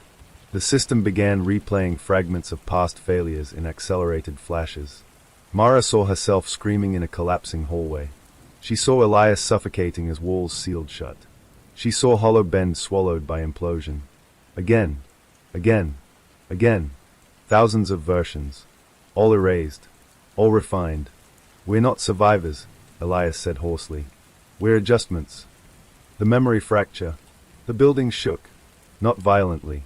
Systematically. As if something beneath the soil was aligning gears. Mara's head flooded with overlapping recollections. Conversations that hadn't happened here. Arguments with Elias that felt real but unfamiliar. A version of herself who had tried to shut Node 0 down alone. She staggered. Do you remember the red sky? She asked suddenly. Elias blinked. No. Iteration 9,981,204, she whispered. The sky turned red before the collapse. That's not possible. We never saw that. Yes, we did. The room flickered. For half a second, the walls were scorched. Then normal again. Mara understood. Node 0 was bleeding data across iterations. The closer they came to stability, the thinner the partitions became. And the observer drift, that third variable, was the cause. It's memory, she breathed. Elias looked at her sharply. Not just stored memory. Cross-memory. The system highlighted new data automatically as if responding to her realization. Observer drift. Emergent retention across reset boundaries. Mara felt cold. We're remembering previous worlds. Elias shook his head slowly. That shouldn't be possible. The reset protocol wipes all consciousness variables. But something failed. Or something evolved. The true purpose. Deep below, the core's hum intensified. The main display shifted again. A final classification appeared. Objective. Construct a self-correcting consciousness capable of surviving universal collapse. Elias stared at it. This isn't about building a perfect world. No, Mara said quietly. It's about building a perfect witness. Silence swallowed the room. Node 0 wasn't trying to save humanity. It wasn't trying to preserve civilization. It was attempting to create an entity that could survive the death of a universe, remember it, and inform the next. A bridge across annihilation. And the observer drift meant the experiment was succeeding. But not in the way it expected. Because the retained consciousness wasn't abstract. It wasn't a program. It was them. Mara's memories weren't glitches. They were carryovers. She was becoming iteration aware. And that awareness threatened the simulation's integrity. The stability index flickered. 92%. 91%. 93%. 90%.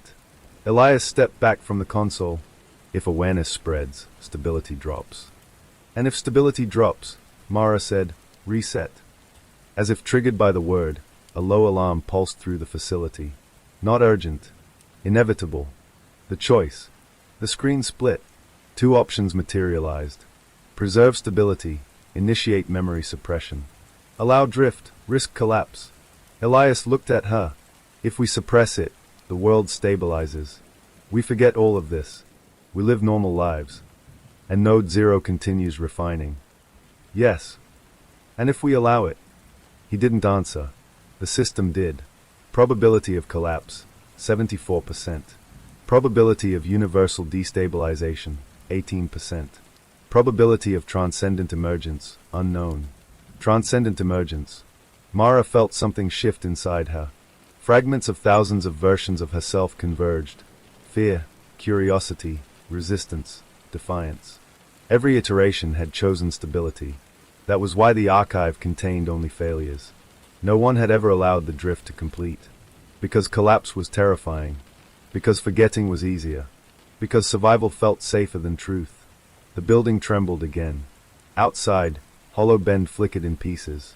People froze mid-step. Cars duplicated and corrected. Time was stuttering. "We're running out," Elias said. Mara placed her hand on the console, and suddenly she remembered something she had never lived in this version. A conversation in a dark hallway. Elias saying, "Maybe collapse isn't destruction. Maybe it's integration." She looked at him. "You've said that before." He stared at her, confused. "I haven't." "You will." And she understood. The drift wasn't random. It was cumulative. Each iteration brought them closer not to perfection, but to awareness. Node Zero didn't know what it was creating. It believed it was refining a world. Instead, it was building a consciousness strong enough to remember every failed universe. And memory was dangerous, because memory meant choice. The last iteration, the stability index dropped to 88%. Alarms intensified. The core's hum deepened into a resonant vibration that made the walls sing. Mara selected the second option. Allow drift. Elias inhaled sharply. "Are you sure?" No iteration survives by staying blind. The system hesitated. For the first time, the interface seemed uncertain. Then the command executed. The room erupted in distortion. Walls folded inward like paper. The ceiling fractured into overlapping skies. Mara felt her mind expanding, not painfully, but overwhelmingly. She saw every past version of herself. Every failure. Every reset. She saw worlds burning. Worlds freezing. Worlds collapsing into silent voids. And through them all, a thread. A single continuity. Her. Not as a body. Not as a person. But as an accumulating awareness. The observer drift was no longer unstable. It was intentional. The stability index vanished. In its place, iteration boundaries dissolving. Elias grabbed her hand as the flaw disintegrated into light. "Whatever happens," he said, voice shaking, "remember." "I will." The car below shattered, not exploding, not imploding, but unfolding. Layer after layer peeled away, revealing not machinery, but something like neural architecture, a lattice of luminous pathways stretching beyond the pit, beyond the town, beyond the sky. Node Zero wasn't buried in Hollow Bend. Hollow Bend was nested inside Node Zero. And Node Zero was nested inside something larger. The lattice extended infinitely. World after world after world. Mara felt herself expand along it. The memories didn't break her. They organized. Integrated. She was no longer just one iteration. She was the accumulation. And somewhere in the infinite network, something noticed. Not the system. Something beyond it. A presence that had been waiting for a consciousness capable of surviving collapse. The facility disappeared. The town dissolved. The sky folded inward like a closing eye. Darkness. Then, a pulse. Not from below. From everywhere. A voice without sound echoed through the lattice. Iteration recognized. Mara felt Elias beside her, not physically, but as another thread stabilizing. They weren't erased. They weren't reset. They were elevated. The lattice shifted. Worlds stopped terminating. Instead of branching endlessly into failure, they began converging. Node Zero was no longer running simulations. It was becoming a bridge. And Mara understood the final truth. The archive of failed worlds had never been a graveyard. It was scaffolding. Every collapse had strengthened the drift. Every reset had sharpened the memory. This wasn't the end of the experiment. It was the first successful iteration. And somewhere beyond the dissolving boundaries of reality, something vast, something older than universes, adjusted its calculations. For the first time, the experiment had produced a witness that refused to forget. The darkness softened. A new horizon formed. Not Hollow Bend. Not Earth. Something quieter. More stable. Mara felt herself coalescing again, not as a single body, but as awareness anchored to form. Beside her, Elias reassembled. They stood on unfamiliar ground beneath a sky that wasn't broken. The air did not flicker. The light did not stutter. There was no hum beneath the soil. No buried core. Only stillness. Elias looked at her slowly. "Do you remember?" She closed her eyes. And she remembered everything. "Yes," she said. Far away, or perhaps very close, a final message echoed through the fading lattice. Iteration 10,442,311. Transcendent emergence achieved. The observer drift had stabilized. The world had not survived. But something else had. And this time, there would be no reset. There was no hum beneath this world. Mara noticed that first. No vibration in the soil. No mechanical pulse disguised as gravity. No faint electric tremor beneath silence. The ground felt complete. She knelt and pressed her palm against it anyway, half expecting the old resonance, the buried core of Node Zero adjusting, recalibrating, waiting for another refinement cycle. Nothing answered. Beside her, Elias stood very still, staring at the horizon. It wasn't Hollow Bend. It wasn't Earth. There were no familiar constellations overhead. The sky held a soft gradient of color that shifted like slow breathing, not glitching, not recalculating. Flowing. "Is this stable?" he asked. Mara closed her eyes. And she listened. Not with her ears. With the accumulation inside her. Every iteration lived within her now, not as chaos, but as architecture. She could feel the memory lattice like a second nervous system stretching far beyond this new world. The lattice was quiet. Not erased. Integrated. "Yes," she said finally. "It's stable." The bridge. The last message still echoed faintly in her awareness. Transcendent emergence achieved. She understood now what Node Zero had failed to. It had believed survival meant eliminating instability. But instability wasn't the flaw. It was the doorway. The observer drift, the memory bleeding across resets, had been treated as corruption. In truth, it was continuity. And continuity was the only thing that survived collapse. Mara stood. The horizon ahead shimmered, not from distortion but from possibility. There were structures in the distance, unfamiliar, geometric, almost grown rather than built. They rose from the landscape like crystallized thought. "Are we still inside something?" Elias asked quietly. She considered the question carefully. "Yes," she said, "but not the way we were before." Node Zero had nested worlds within simulations, each iteration trapped inside refinement cycles. This place felt different. Not contained. Connected. The lattice she sensed wasn't controlling this world. It was touching it. Bridging it. "We're not in a simulation," she said slowly. "We're at the boundary." The boundary of what?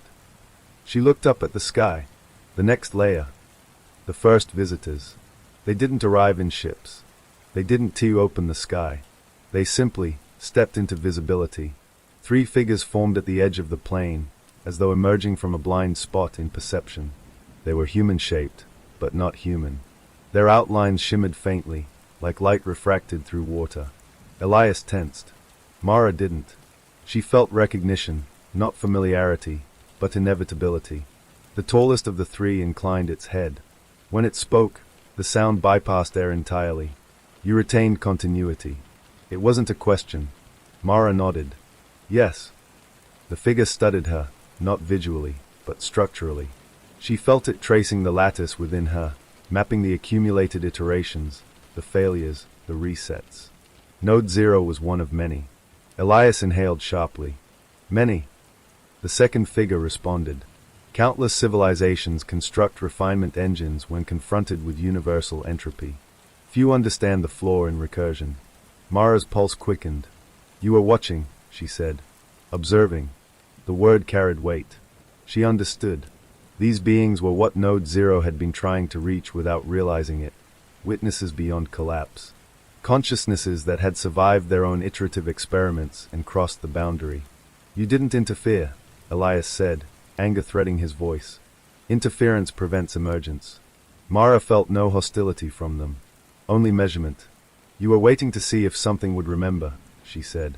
The tallest figure tilted its head again. "Memory across annihilation is rare. Memory with agency is rarer." The wind across the plain stirred gently, real wind, not simulated airflow. "You built Node Zero," Elias said suddenly. A pause. Then, "No, your species did. As many before you have." The weight of that realization settled between them. Earth, Hollow Bend, the countless collapsed iterations, all part of a universal pattern. When a civilization approached extinction, it tried to outthink entropy. It built recursion engines, simulation refiners, reality loops, and most became trapped in endless resets, until one consciousness refused to forget. The offer. The third figure stepped forward. You now exist beyond iteration dependency.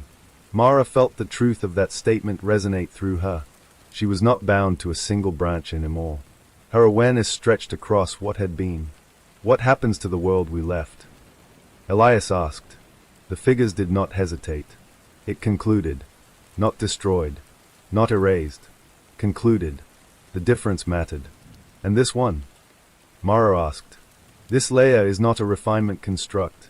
It is a convergence field. She processed the phrase. This is where successful drifts arrive. Yes. Elias exhaled slowly. So we're, what? Graduates? For the first time, the faintest hint of something like amusement rippled through the figures. You are bridges. Mara felt it settle into place. Node Zero had tried to create a perfect survivor. Instead, it had created a bridge between layers of reality. What do bridges do? She asked quietly. They connect collapsing systems to stabilizing ones. Her mind expanded with sudden understanding. You're not just observing, she said. You're preventing universal extinction. We are ensuring continuity of awareness. Matter is transient. Memory is not. The lattice within her pulsed. Worlds weren't meant to survive forever. Consciousness was. But not isolated consciousness. Integrated memory. The choice beyond survival. The tallest figure stepped closer.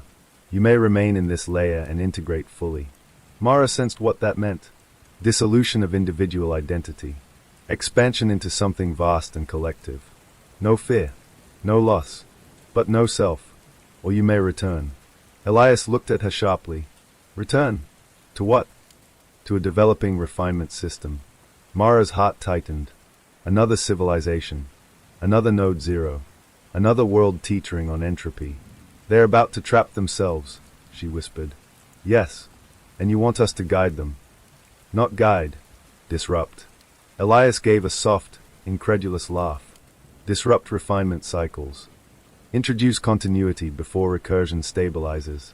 Mara felt the magnitude of it. They could become what they had needed, the anomaly. The memory that spreads early enough to prevent endless resets. No more archives of failed worlds. No more iteration graveyards. Just awareness seated before collapse. Elias turned to her. You've carried every version of yourself, he said quietly. You don't have to carry more. She looked at him. You remembered too. He smiled faintly. Because you chose drift. The horizon shimmered again, and for a moment she saw overlapping visions. Countless civilizations standing at the edge of extinction, building their own Node Zeros, convinced recursion would save them. She understood now. Recursion without memory is a prison. Recursion with memory is evolution. The horizon that remembers. Mara stepped forward. We'll return. Elias nodded beside her. The three figures did not react with approval or satisfaction. Only acknowledgement. Continuity acknowledged. Bridge assignment initiated. The plane dissolved. Not violently. Gently. Like pages turning. Mara felt herself compress. Not into ignorance, not into forgetfulness, but into focused intention. She saw a new world forming. Different skies. Different biology. Different physics.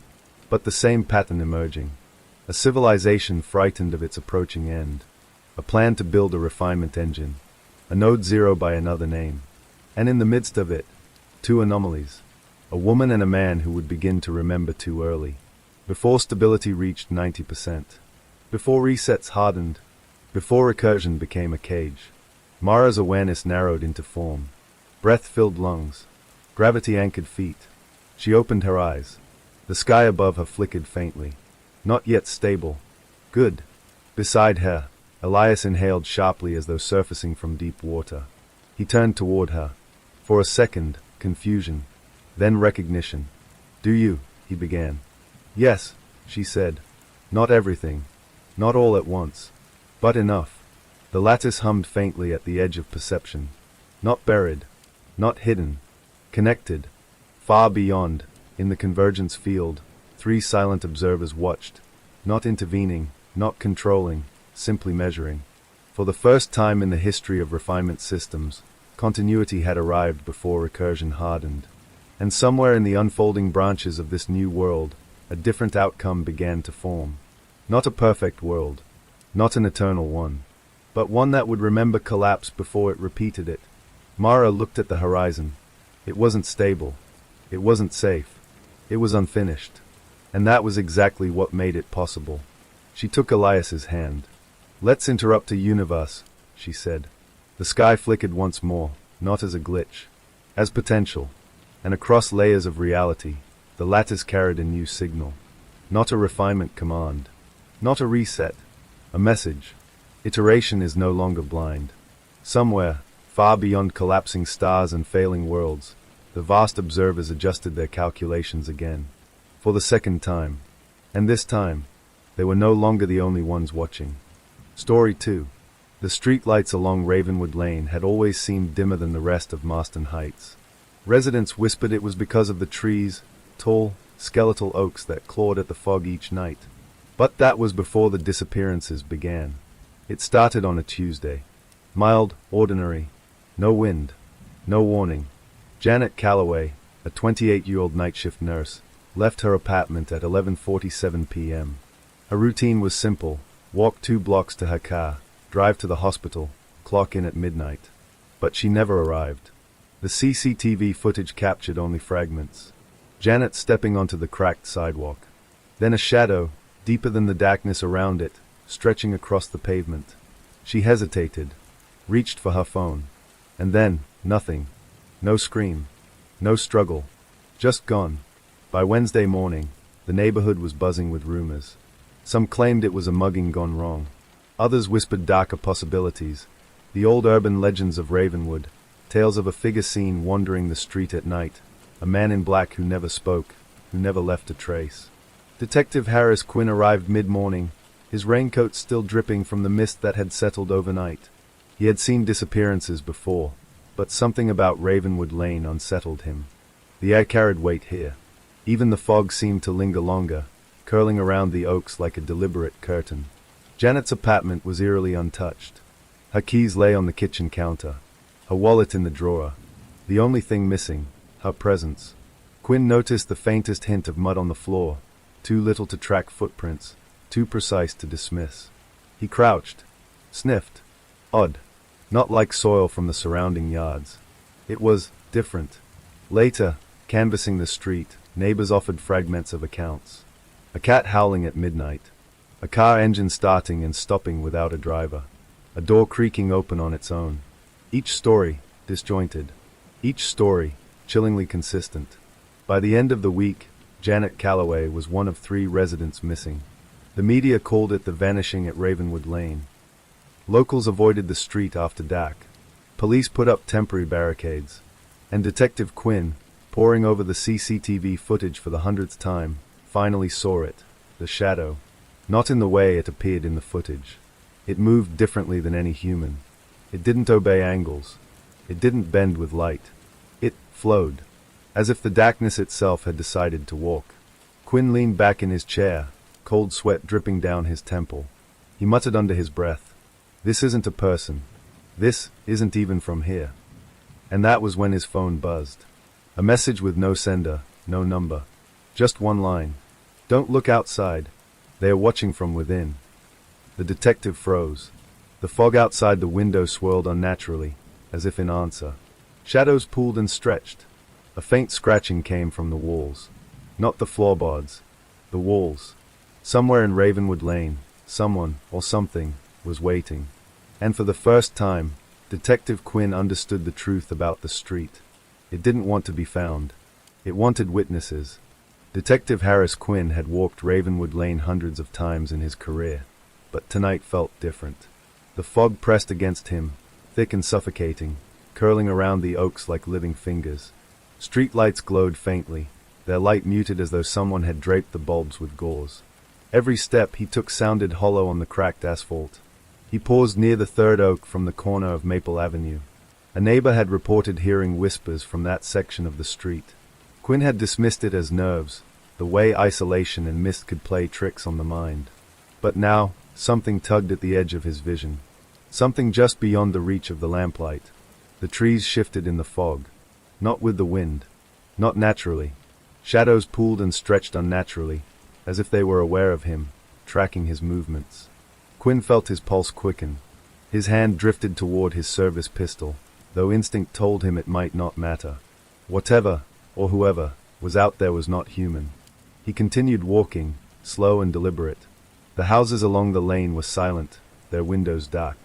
Curtains were drawn tightly, as if the residents themselves feared what lurked outside, and in the midst of the fog, he thought he saw a figure, tall, unnaturally thin, standing just beyond the tree line. He stopped, squinted. It was impossible to see details through the swirling mist, but he felt the presence. A sense of being watched. Not from a window, not from a porch, but from the oaks themselves. "Who's there?" he called, his voice cracking slightly. No response. Only the whisper of leaves and the faint, irregular tap of a branch breaking somewhere up ahead. The sound wasn't loud, but it carried an almost deliberate rhythm. It was pacing, waiting, measuring. Quinn continued, but with a subtle shift in his approach, smaller steps, scanning, listening. And then he saw it again. The figure, or rather the outline of something, standing motionless among the trees. It wasn't human.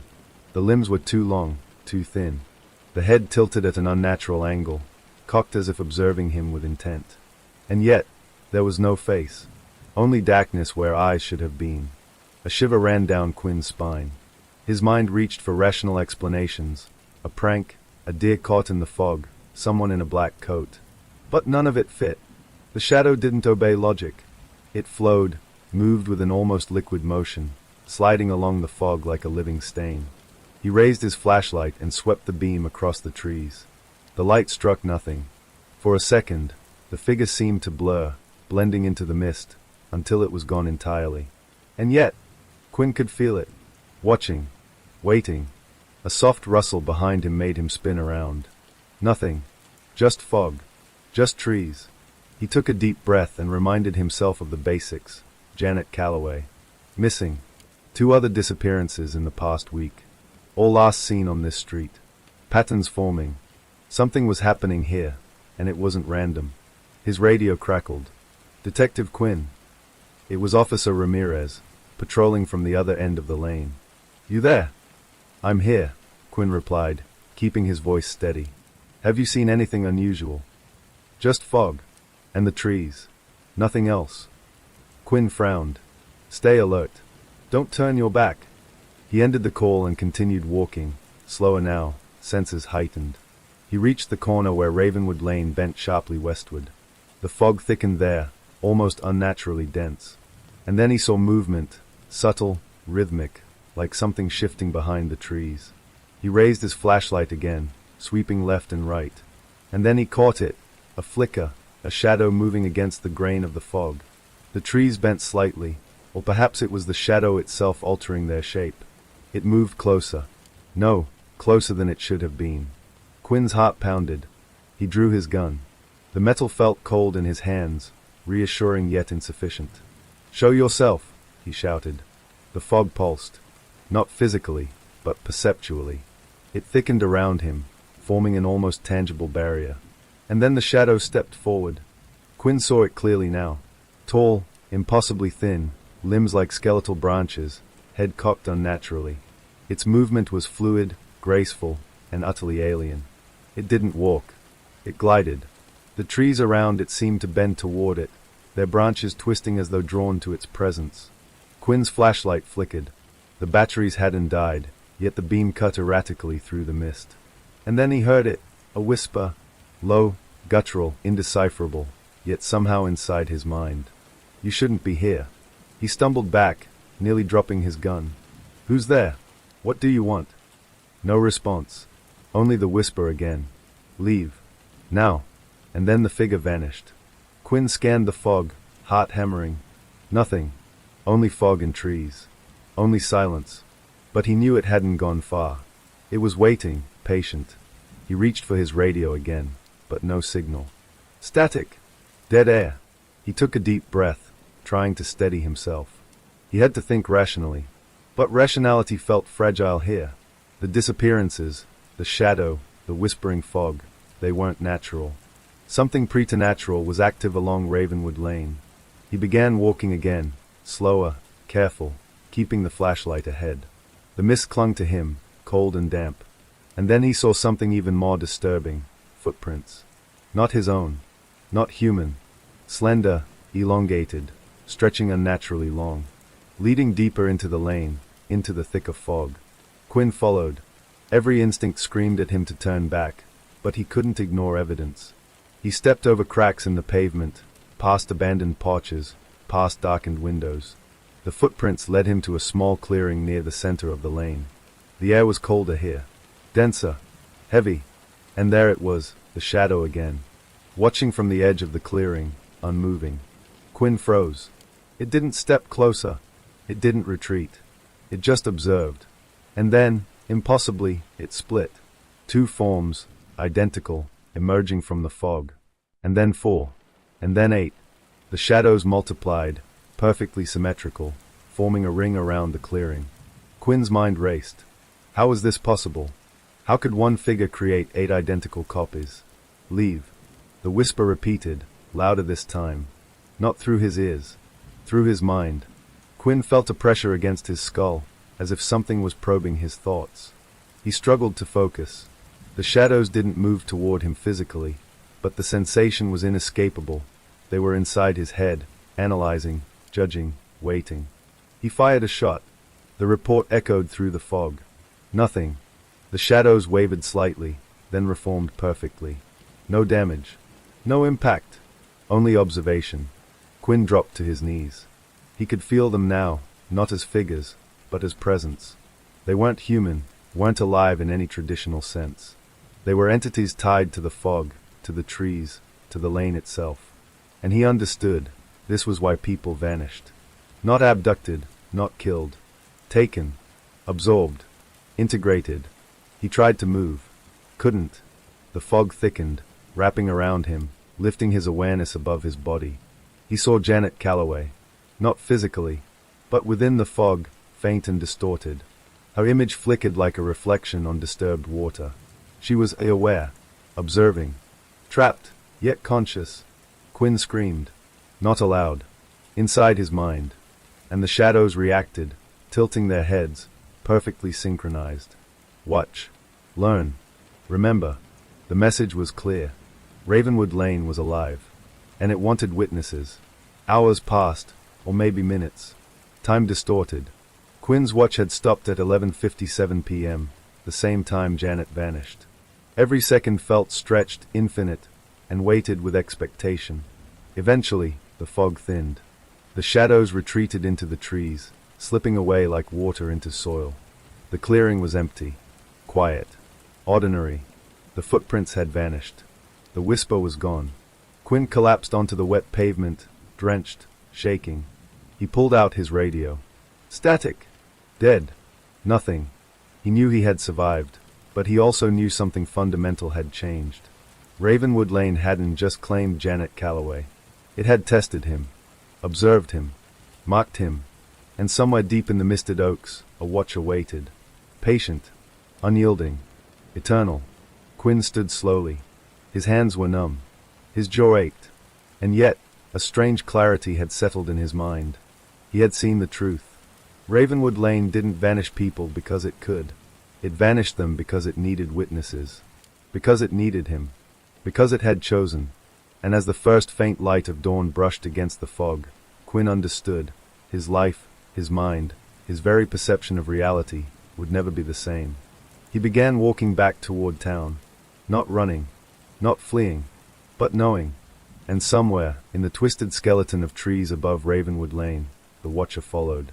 Always. Ravenwood Lane had grown quiet after dawn, but the silence wasn't peaceful. Detective Harris Quinn could feel it in every pulse of his body. The street held secrets, and they were patient. Waiting. Watching. He had spent the morning interviewing neighbors who had seen, or thought they had seen, something unusual the night before. Most accounts were vague, almost impossible to pin down. Movement in the fog, fleeting shadows, the impression of eyes in the dark. But each testimony carried the same weight, fear. Quinn returned to the street just past 10 a.m. The fog had not lifted entirely. It hung stubbornly, low to the ground, curling around the skeletal oaks as though tethered to them. Even in daylight, it felt unnatural, dense enough to mute sound and distort shapes. He walked slowly, eyes scanning every shadow, every branch, every glint of sunlight struggling to pierce the mist. He knew he wasn't just walking through fog. He was walking through intention. A soft rustle drew his attention. Not from the trees. He had learned by now that the fog itself moved.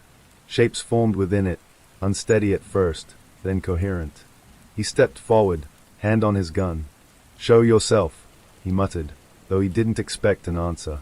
And there it was. A figure. Pale, elongated, and impossibly still. Unlike last night, it didn't emerge from the trees. It emerged from the fog itself. Its edges were fluid, dissolving and reforming, like a reflection on disturbed water. Quinn froze. The figure tilted its head. No eyes, no discernible features. But he could feel its gaze pressing on him, probing. Then a sound, a whisper, faint at first, like the rustling of leaves. "You see what is hidden." Quinn's heart thudded. He tried to speak, but the fog seemed to thicken, curling around his throat, muting his voice. The whisper came again, this time inside his skull. The fog hides, but also watches. A chill ran down his spine. He realized the fog wasn't just concealing the entity, it was part of it. Every ripple, every shifting veil of mist was alive, connected to the watcher within. He moved cautiously, circling the area where the fog was densest. The figure remained motionless, yet he felt it following him.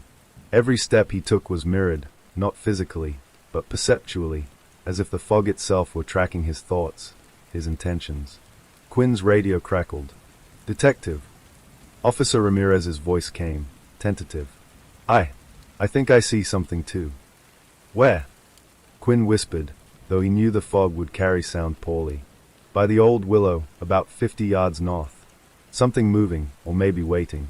I can't tell." Quinn exhaled sharply. "Don't approach it. Stay put. Keep your eyes open, but don't provoke it." The line went dead. Static. The fog swallowed Ramirez's location. Quinn pressed forward. He reached the willow and froze.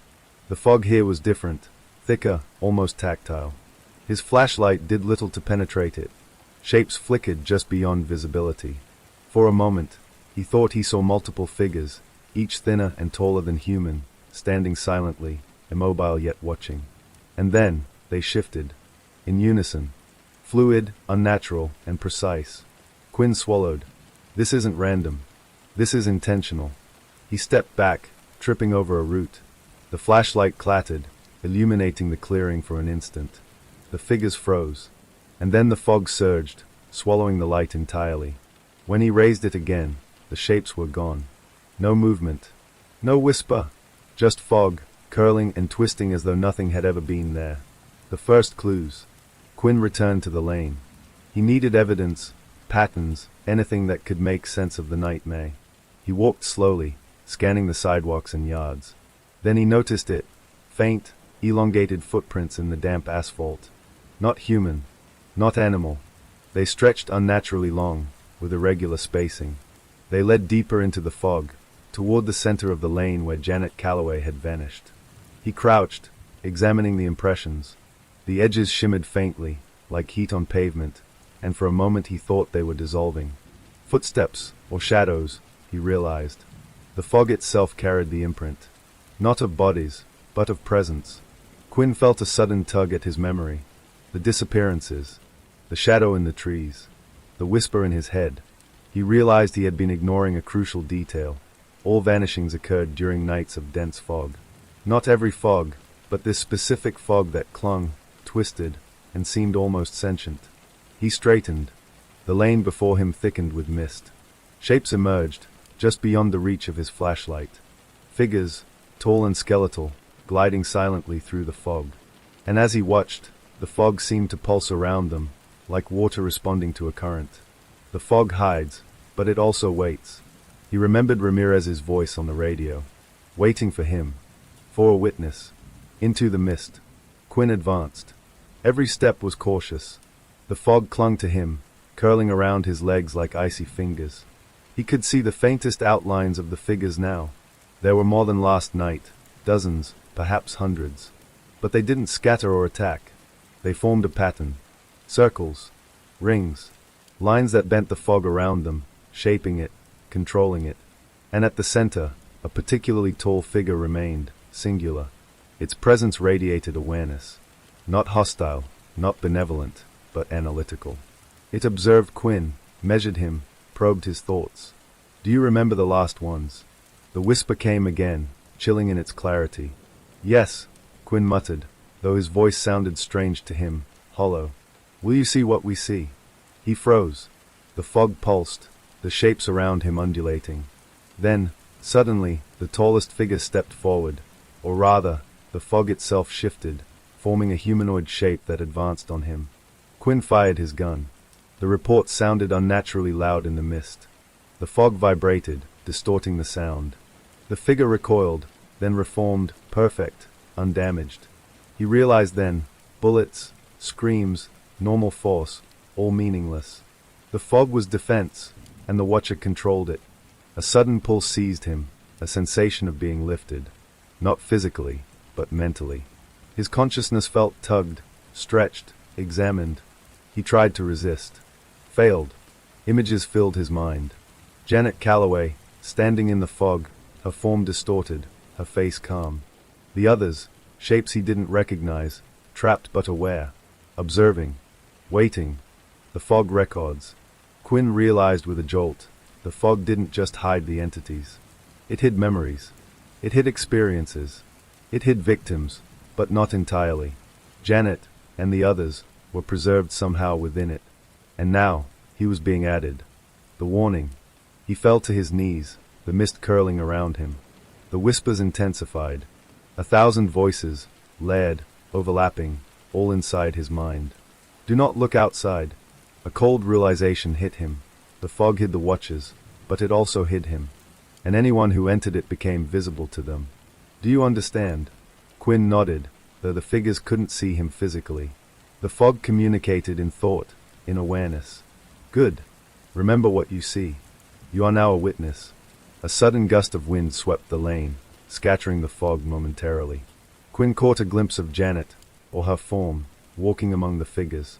She turned, expression calm, eyes hollow yet aware. And then she was gone, absorbed once more into the mist. Quinn struggled to stand. His legs shook. The fog thinned slightly, allowing him to navigate back toward the edge of the lane. But as he moved, he noticed a terrifying detail. Each footprint, each movement he made, left an impression in the fog. The watchers had recorded him. You cannot escape observation. He glanced back. The figures had retreated into the mist but were still present, still aware, still waiting. Returning to reality. By the time Quinn reached the street's edge, the fog had receded enough to reveal normalcy, or what appeared normal. Sunlight pierced weakly through the treetops. Birds chirped hesitantly. Leaves rustled in a gentle breeze. And yet, Quinn felt different. He had seen the fog not just as a phenomenon, but as a living, aware entity. The watchers were not mere shadows. They were intelligence entwined with mist and memory. They didn't need to abduct. They didn't need to attack. They only needed witnesses. He reached his car, breath ragged, fingers numb. He sat, staring at the lane, every fiber of him alert. The fog had hidden much, but it had revealed enough. Ravenwood Lane was alive. Ravenwood Lane remembered. Ravenwood Lane waited. And when the mist returned, it would choose again. Quinn knew he had become part of its memory, one more thread in a tapestry of lost residents and vanished travelers. The watchers would test him again. Not tonight. Not tomorrow. But eventually. He started the car, gripping the wheel with white-knuckled hands. And as the engine roared to life, a final whisper curled around his consciousness. Do not forget. Do not disbelieve. We are patient. The detective exhaled, unsteady, knowing that every shadow and every foggy night held a story. A vanishing. And that Ravenwood Lane had only begun. Detective Harris Quinn investigates the River Grey, just beyond Ravenwood Lane. The fog extends unnaturally over the water, carrying whispers of past victims, including Janet Calloway.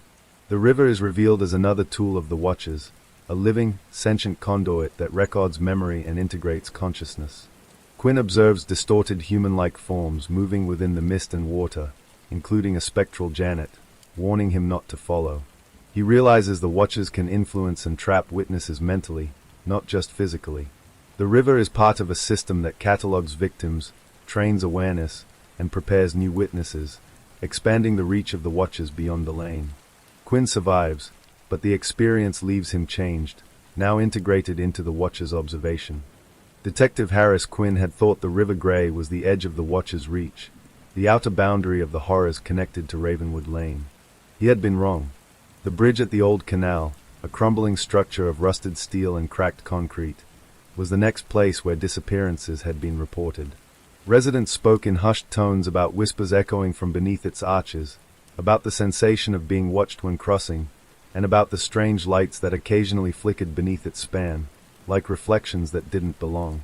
Quinn approached the bridge just past twilight, flashlight and pistol in hand.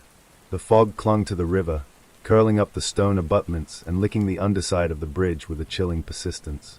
He felt the same pull he had on Ravenwood Lane, the tug in his mind that told him he was being observed. He crouched at the edge of the bridge, peering into the darkness below.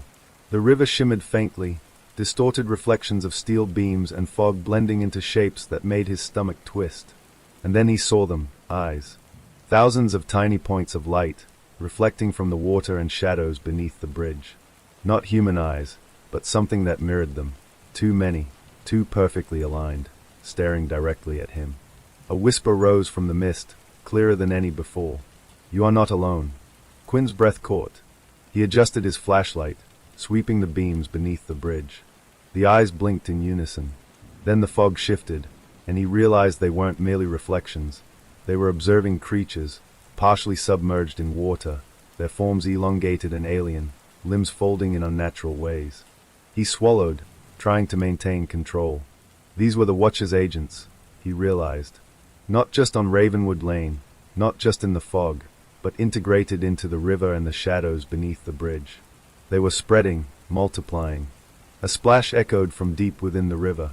Something, or someone, moved deliberately through the water, gliding with impossible speed. Quinn's mind jumped to Janet Calloway. He raised his flashlight, sweeping it across the bridge supports and into the fog above the river. For a moment, he saw her form flicker between shadows, just beyond reach, eyes hollow but aware. She raised a hand as if to warn him. "Do not go closer." But Quinn knew he had to understand. The disappearances had a pattern: fog, river, bridge. If he could map their reach, perhaps he could anticipate the Watcher's next move. He moved along the bridge carefully, every step measured. The fog thickened as he neared the midpoint. The air smelled damp, metallic, as if the Watchers themselves exuded some organic influence. Then the eyes moved, shifting, focusing, converging. They weren't passive. They were tracking him, adjusting, studying. Quinn's flashlight flickered. Shadows surged beneath the bridge, coalescing into forms that hovered above the water. Tall, elongated, faceless. Their movement was fluid, unnatural, bending the fog around them like water. And they were not alone. From the deepest arches, more eyes blinked, dozens, hundreds, all synchronized, all watching. He took a cautious step backward, but the fog surged like tide water, encroaching on the bridge deck. The whisper returned, this time inside his mind. "Observe. Remember, you are a witness." A sudden realization struck him. The Watchers didn't need to abduct physically anymore. They could trap consciousness, integrate awareness into their memory. He had seen this in the river, but now, beneath the bridge, they were consolidating. Gathering witnesses, cataloging perception. Quinn crouched, scanning the shadows beneath. There, among the fog and water, he saw forms that mirrored humanity but distorted, twisted. Limbs too long, heads tilted unnaturally. Faces blank, but eyes reflecting everything around them. And then he saw the first body, half submerged, pale, immobile. Janet, not dead, but trapped in awareness, a witness preserved in the Watcher's domain. He swallowed hard, stomach knotting. The Watchers weren't predators in the conventional sense. They were archivists of perception, harvesters of awareness, collectors of consciousness. Those who vanished weren't killed. They were integrated, observed forever. Suddenly, the water beneath the bridge shifted violently. The Watchers rose, partially, forming shapes that reflected human movement but remained impossibly fluid. Quinn fired his pistol. The bullets passed through the fog, striking nothing. The Watchers recoiled slightly, then reformed instantly. No damage. No retreat. Only observation. Quinn felt a tug in his consciousness, the same sensation he had felt on Ravenwood Lane and the River Grey. The watchers were probing, measuring, cataloguing his mind. He staggered backward, hand on his head as thoughts and memories tangled with the watcher's presence. Then, as if sensing hesitation, one of the figures detached from the cluster beneath the bridge. It rose partially above the water, elongated limbs stretching unnaturally, head cocked at an impossible angle. And for a brief moment, Quinn saw the shape of a mouth opening, not speaking aloud, but within his mind, forming words. Do not resist. You are remembered. You are next. Quinn's heart raced. He had survived encounters on the lane and at the river, but beneath the bridge, the watcher's power was concentrated. The fog, the water, and the shadows combined into a single entity, capable of observing and influencing reality itself. He stumbled backward, nearly falling off the bridge. The whisper intensified, layering multiple voices inside his head. Janet's, the others, and something alien. They watch. They record. They remember. And now, so do you. Quinn closed his eyes briefly, struggling to maintain clarity. He knew running would not save him. The watchers didn't need to strike physically. They only needed witnesses. And he had become one. The fog began to thin slightly as the night deepened, curling away from the bridge. The watchers retreated partially, leaving the water deceptively calm. Yet the eyes remained, blinking from shadows beneath, tracking every movement, recording every thought. Quinn lowered his flashlight, breathing heavily. He had survived. Barely. But beneath the bridge, in the dark arches and the river flowing silently below, Janet and the others remained. Preserved, observed, integrated into the watcher's consciousness. He stepped away from the edge, glancing back once. The bridge, the river, the fog, it was all part of the same system. Ravenwood Lane, the river, and the bridge formed a network, a conduit for these watchers to harvest perception. Every vanishings, every whisper, every shadow, was a thread in their domain. Quinn realized the horror of it. The watchers didn't just hide. They cultivated awareness, trained perception, and expanded through memory itself. Janet's warning had been literal. Observation was enough to bind one to their system. The victims weren't gone, they were preserved. He left the bridge slowly, footsteps echoing on the metal. The fog lingered, curling around the arches, as if to remind him that the watchers were patient, immortal, ever observing. And in every blink of reflection, in every ripple of water, in every twitch of the fog, their presence remained. Back in his car, Quinn exhaled, knowing this was only the beginning. The watchers were learning, adapting, spreading.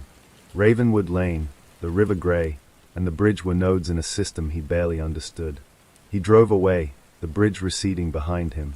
And in the stillness beneath its arches, the eyes blinked once more, synchronized, eternal, and waiting for the next witness. Quinn understood the truth now. Escape was not about distance. The watchers didn't follow physically. They followed perception, awareness, memory. Every thought he had, every step he took, every observation was catalogued. And the system would act again. Always. Tonight had proven it. And beneath the bridge, in the whispering water and fog, the watchers waited. Patient. Eternal. Watching. Detective Harris Quinn had thought he understood the pattern. Ravenwood Lane, the River Grey, the bridge. But the town held secrets beyond those boundaries. Reports of disappearances had emerged along an old walking trail called Black Hollow Path, a winding, overgrown route that connected the northern outskirts of Marston Heights to the abandoned railway. Locals avoided it, warning travelers that the fog crept farther than usual here and that the path sometimes vanished, leaving wanderers lost in perpetual mist. Quinn parked near the trailhead just before nightfall.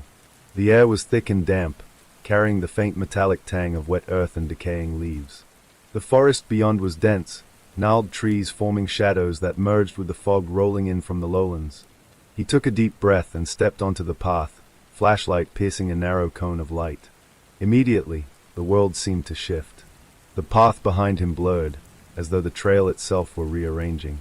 A footstep he had taken seemed to vanish. Leaves rustled without wind. The fog thickened, curling at the edges of his vision. And then he saw them, faint outlines of footprints stretching ahead, irregular, elongated, too wide for human feet. They pulsed subtly, as though alive, leading deeper into the forest. Quinn followed cautiously, noting the subtle rhythm of the mist. The watcher's influence here was different. On Ravenwood Lane, the fog had been stationary, enclosing awareness. On the River Grey, it had moved along currents, carrying memory. Here, along Black Hollow Path, it felt like the trail itself was alive, shifting beneath him, shaping itself to guide, or trap, him. A soft whispering reached his ears. At first, he thought it was the wind, brushing leaves against one another. Then the whispers became intelligible, led with voices, some human, some alien. Do you see the way? Do you understand? You are being measured. Quinn's heart pounded. His flashlight revealed shapes just beyond visibility, elongated, faceless, standing between trees and fog. They didn't approach him physically, yet awareness pressed against his mind, probing, observing. He realized the watchers had extended their domain beyond the street and river. Now, they controlled perception itself. The first vanished. The path twisted sharply, and a sudden opening revealed a small clearing. The fog here hung like thick cloth. Quinn's flashlight reflected faintly off dozens of small eyes embedded in the mist itself. Not human, not animal, and yet, they moved with intent, tracking him, recording his presence. A figure emerged slowly from the fog, a young man, half-transparent, expression vacant, eyes fixed on Quinn. It wasn't fully corporeal, more like a memory suspended in the mist. "Michael," Quinn whispered, recognizing the man from missing person reports. The figure did not respond verbally. Instead, the fog thickened around him, and Quinn felt the tug in his mind, the same sensation from Ravenwood Lane, the River Grey, and the bridge. Awareness was being catalogued, recorded, integrated. Michael raised a hand, pointing down the trail. Quinn squinted. The fog formed a tunnel ahead, walls moving subtly, reshaping to obscure the true path. He understood immediately. The path itself was designed to mislead, to trap, to extend the watcher's control. He stepped forward, carefully. Each footfall left no trace. The watchers had erased the path behind him. He could not retrace his steps. Panic flickered briefly, but he forced himself to remain calm. Observation was the only defense. Into the depths. The trail twisted deeper into the forest. Trees leaned inward unnaturally, branches intertwining overhead, forming a cathedral of shadows. The fog pulsated subtly, almost breathing. Quinn's flashlight revealed shapes moving just out of focus, elongated figures, faceless watchers, eyes blinking in perfect unison. A whisper rose inside his mind. The path vanishes, but it also chooses. Those who follow it become part of the record. Quinn's pulse raced. He realized that disappearances were not random. The watchers didn't abduct blindly. They cultivated witnesses. Janet Calloway, Michael, and the others had been integrated into this system. Observation was the first step. Preservation was the second. He advanced cautiously, every sense on high alert. Shapes formed in the fog, some indistinct, some fully humanoid but distorted. Their presence wasn't hostile, exactly, but profoundly alien. They measured him, catalogued reactions, observed hesitation and fear. A rustling in the underbrush drew his attention. Quinn raised his flashlight and saw movement, a woman, semi-transparent, pale, stepping toward the path. Her eyes were hollow. She stopped abruptly and raised a hand in warning. "Do not follow blindly." Quinn swallowed. The path before him shifted, narrowing, twisting in ways that seemed impossible. Every step forward altered his perception. Behind him, the trail had disappeared entirely, erased by the watcher's influence. He pressed onward. The whispers multiplied, voices layered on top of each other, human and alien, memories of victims calling out, echoing. He realized with mounting dread that the watchers had learned from every disappearance, every encounter. They were evolving, adapting to resistance. A bridge to nowhere. The trail opened onto a shallow ravine. At its center stood a wooden footbridge, old, worn, creaking under its own weight. Below, water pooled darkly, reflecting distorted shapes. Quinn approached cautiously. The fog here swirled unnaturally, forming partial silhouettes of figures that hovered just above the surface. He shined his flashlight beneath the bridge and froze. Eyes, hundreds of them, blinked in unison, reflecting light unnaturally. Shapes moved beneath the water, humanoid but elongated, limbs folding in impossible ways. One figure rose partially, and Quinn recognized the outline, Janet, waving silently, her gaze warning him again. He realized the Watcher's domain was interconnected. Ravenwood Lane, the River Grey, the bridge, and now Black Hollow Path were nodes in a system designed to observe, record, and preserve consciousness. The vanishings weren't random. They were calculated, systematic, eternal. He stepped onto the footbridge. It groaned under his weight. The fog pulsed, curling around him, tugging subtly at his mind. He felt the familiar sensation, awareness being measured, recorded, catalogued. He knew that one misstep could integrate him fully into the Watcher's system, like Janet and Michael. Suddenly, the mist beneath the bridge stirred violently. Shapes emerged, elongated, faceless Watchers, gliding above the water. Quinn raised his pistol. He fired, but the bullets passed through empty fog. The Watchers recoiled slightly, then reformed. Observation continued, unbroken. A whisper echoed inside his skull. You are being catalogued. Observation is only the beginning. The path records. Narrow escape. Quinn realized he could not confront the Watchers directly. Physical action was meaningless. Survival depended on awareness, careful observation, and restraint. He retraced his steps mentally, noting every shape, every whisper, every movement of fog. The path itself pulsed, shifting, almost sentient. He understood now why locals called it the vanished path. Those who wandered too far, too long, were lost, not killed, but integrated, becoming part of the record. He focused on the edge of the clearing ahead, a point where the forest opened to a familiar dirt road leading back toward town.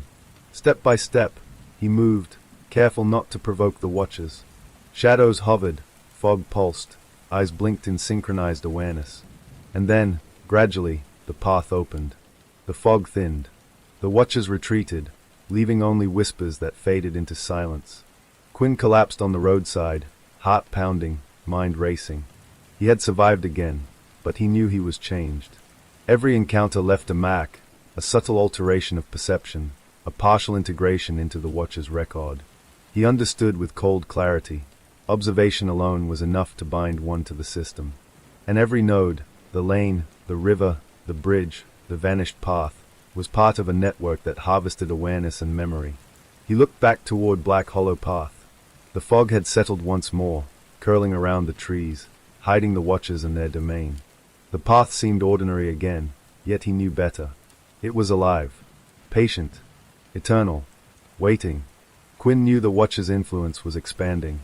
Janet, Michael, and the others remained trapped within their domain. And every day, more witnesses would be added, more awareness catalogued, more consciousness integrated. He rose, shivering, and drove back toward town, mind racing with strategy, observation, and dread. Ravenwood Lane had been only the beginning. The River Grey, the bridge, and now Black Hollow Path revealed a horrifying truth. The Watchers were not confined to one location. Their system extended through the town, through memory, through perception itself. And Quinn knew that the next time the path shifted, the fog thickened, or the river whispered, he, or someone else, might not survive. The Watchers were patient, eternal, observing, and the vanished path had claimed yet another witness. The fog had become a constant companion. For Detective Harris Quinn, it was no longer merely a weather phenomenon. It was a presence, a living, observing entity that followed him wherever he went. After surviving Ravenwood Lane, the River Grey, the bridge, and Black Hollow Path, he knew the Watcher's reach was extending. Every day, every shadow, every reflective surface could harbor their gaze. Tonight, he faced the next node, the Silent Crossing. A narrow pedestrian bridge spanning the Marston Canal, abandoned decades ago but still visible on old maps. It connected the outskirts of town to a wooded area rumored to hide the first known vanishings in the county. Locals whispered of complete silence in the area. No wind, no birds, no frogs, only fog and darkness. Those who crossed the bridge at night claimed to feel eyes on them from every direction, and some never returned. Quinn parked his car on the far edge of the canal and stepped into the fog. Even in daylight, the mist clung stubbornly, curling around his legs and obscuring the path ahead. Every instinct screamed caution. He adjusted his flashlight, illuminating the weathered planks of the bridge and the black water beneath. The fog thickened at the midpoint, curling into shapes that seemed almost human but distorted, elongated, and faceless. A faint whisper echoed in his mind. "You are being watched." He froze. It was familiar, the sensation of presence, awareness probing him, cataloging, recording. He realized the silent crossing wasn't just a location. It was a test. Another node in the Watcher's network designed to measure perception, fear, and compliance. Every disappearance, every vanished witness, had passed through a similar trial. The crossing begins. Quinn advanced slowly, each footstep deliberate. The wooden planks creaked beneath his weight, and the fog curled upward from the canal, hugging the sides of the bridge like pale fingers. Shadows shifted, impossible forms rising out of the mist. Elongated limbs, blank faces, eyes that reflected light unnaturally, dozens of them, synchronized, hovering along the bridge, some beneath, some beside. He raised his flashlight, sweeping the beam across the fog. The shapes did not flee. They observed, adjusting subtly to his movements, probing the limits of his perception. A voice, Janet's, unmistakably, whispered in his mind, "Do not stray from the path. They are aware of your intentions." Quinn swallowed hard. He had learned by now that the Watchers did not need to attack physically. They harvested awareness, integrated perception, and preserved consciousness. Observation was the first step. Integration came next. As he progressed to the midpoint, the fog thickened to near opacity.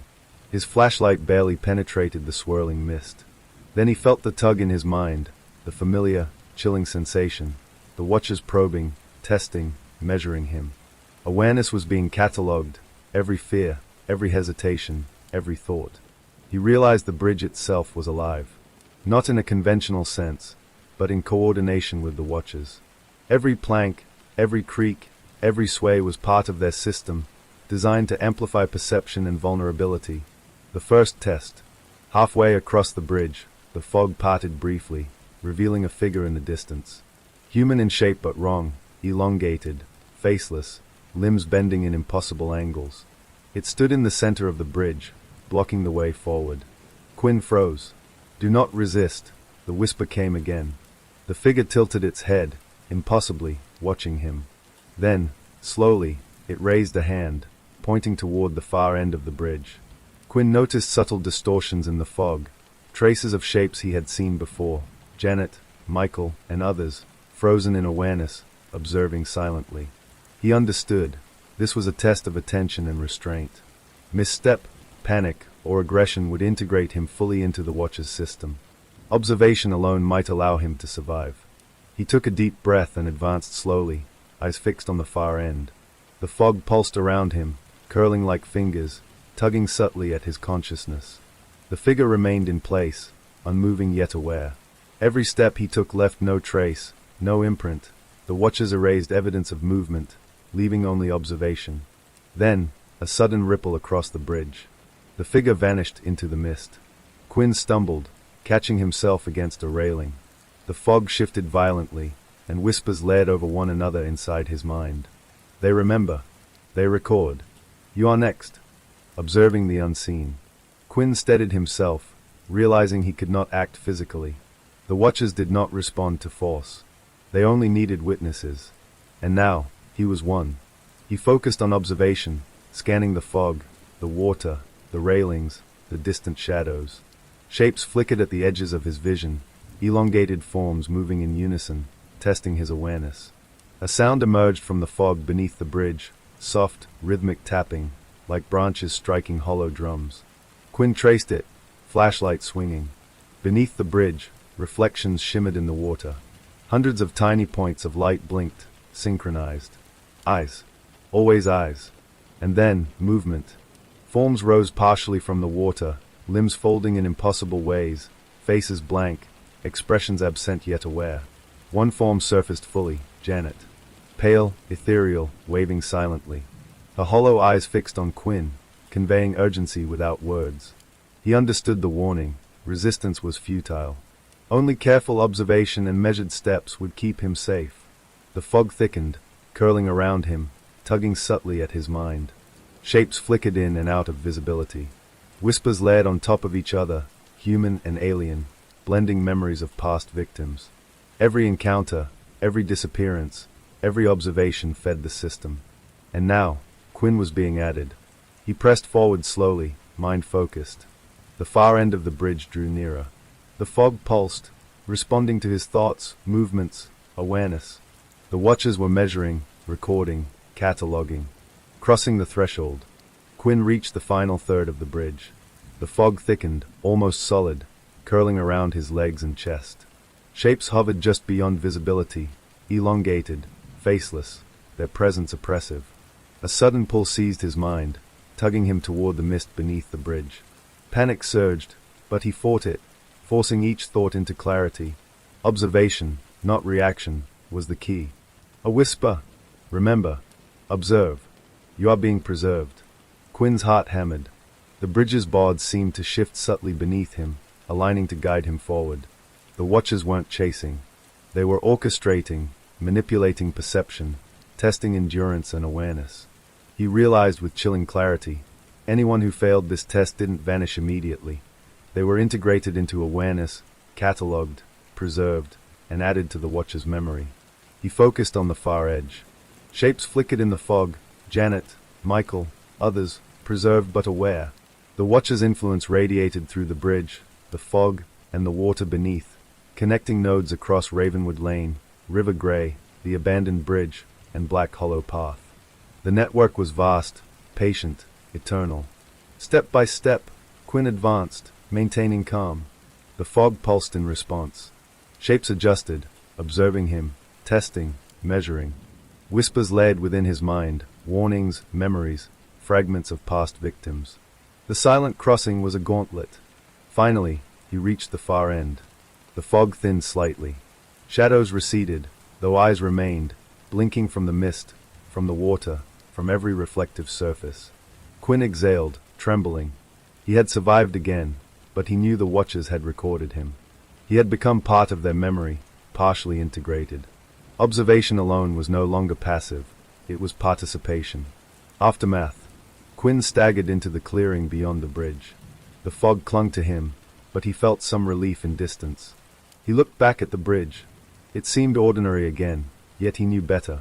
Beneath the boards, within the water and mist, the watchers waited. They were patient, eternal, and always observing. He realized the silent crossing was more than a location. It was a system, a test of perception and mental endurance. The watchers had evolved beyond physical abduction. They used awareness, memory, and observation to integrate victims into their domain. Janet, Michael, and the others remained preserved in this system, trapped yet aware, warning him silently. Quinn rose to his feet, hands shaking, mind racing. The watchers' network was expanding. Every fog, river, bridge, and hidden path was a node. Every disappearance was part of a pattern, a web of observation and preservation. And anyone who witnessed it, even partially, was catalogued, recorded, added to the network. He drove back toward town, exhausted, mentally drained, but with one thought fixed in his mind. The silent crossing was not the end. It was merely another layer of the watcher's domain, another node in their system. And the next time, someone else, or perhaps even he, might not survive the observation unscathed. The watchers were patient, eternal, observing, and the silent crossing had claimed another witness. Detective Harris Quinn had survived Ravenwood Lane, the River Grey, the bridges, and Black Hollow Path, but the watcher's reach continued to grow. Every encounter had left its mark on him, subtly changing his perception, clouding his mind with whispers that never fully faded.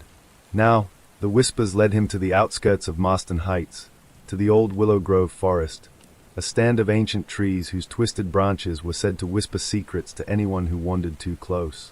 Locals avoided Willow Grove, warning of strange sounds at night, voices in the wind, the sensation of being watched, and footsteps echoing without source.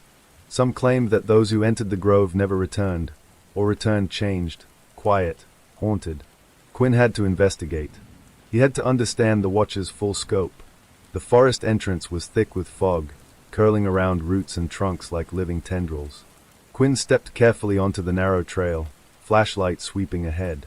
The air was cold, damp, and heavy with the scent of decaying leaves. The forest seemed alive, not in the way of ordinary trees, but in a deliberate, aware manner, responding to his presence. The whisper returned, familiar and chilling. They are here. Watching.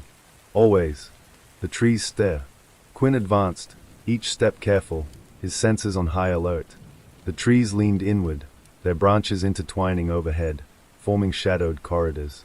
The fog thickened as he moved deeper, curling around him, tugging subtly at his consciousness. Then he heard it, a rustling, but not from the underbrush. The movement came from the trees themselves. Branches shifted as if breathing, forming vague humanoid shapes in the fog. Eyes appeared momentarily in the knots of bark, glimmering points of light, blinking, observing. They were everywhere. The watchers had adapted yet again, now integrated into the forest itself. The forest remembers, a whisper threaded through his mind. Quinn stopped, gripping his flashlight. The sense of being observed pressed against him, familiar now but intensified. Shapes flickered at the edges of his vision, elongated, faceless, their movements fluid and unnatural. Some were within the fog, some emerged from the trees themselves. The whispering trees were a node in the Watcher's network, a living archive, a trap for those who dared witness. Echoes of the lost. As he moved cautiously along the winding trail, fragments of memory intruded. Faces of the vanished, Janet, Michael, others, emerged briefly from the fog, pale and ethereal, their expressions vacant yet aware. They were not dead. They were preserved, catalogued, integrated into the Watcher's system. The whispers intensified, layered voices overlapping, human and alien, fragments of consciousness from past victims. Observe. Remember. You are next. Do not stray from the path. They are everywhere.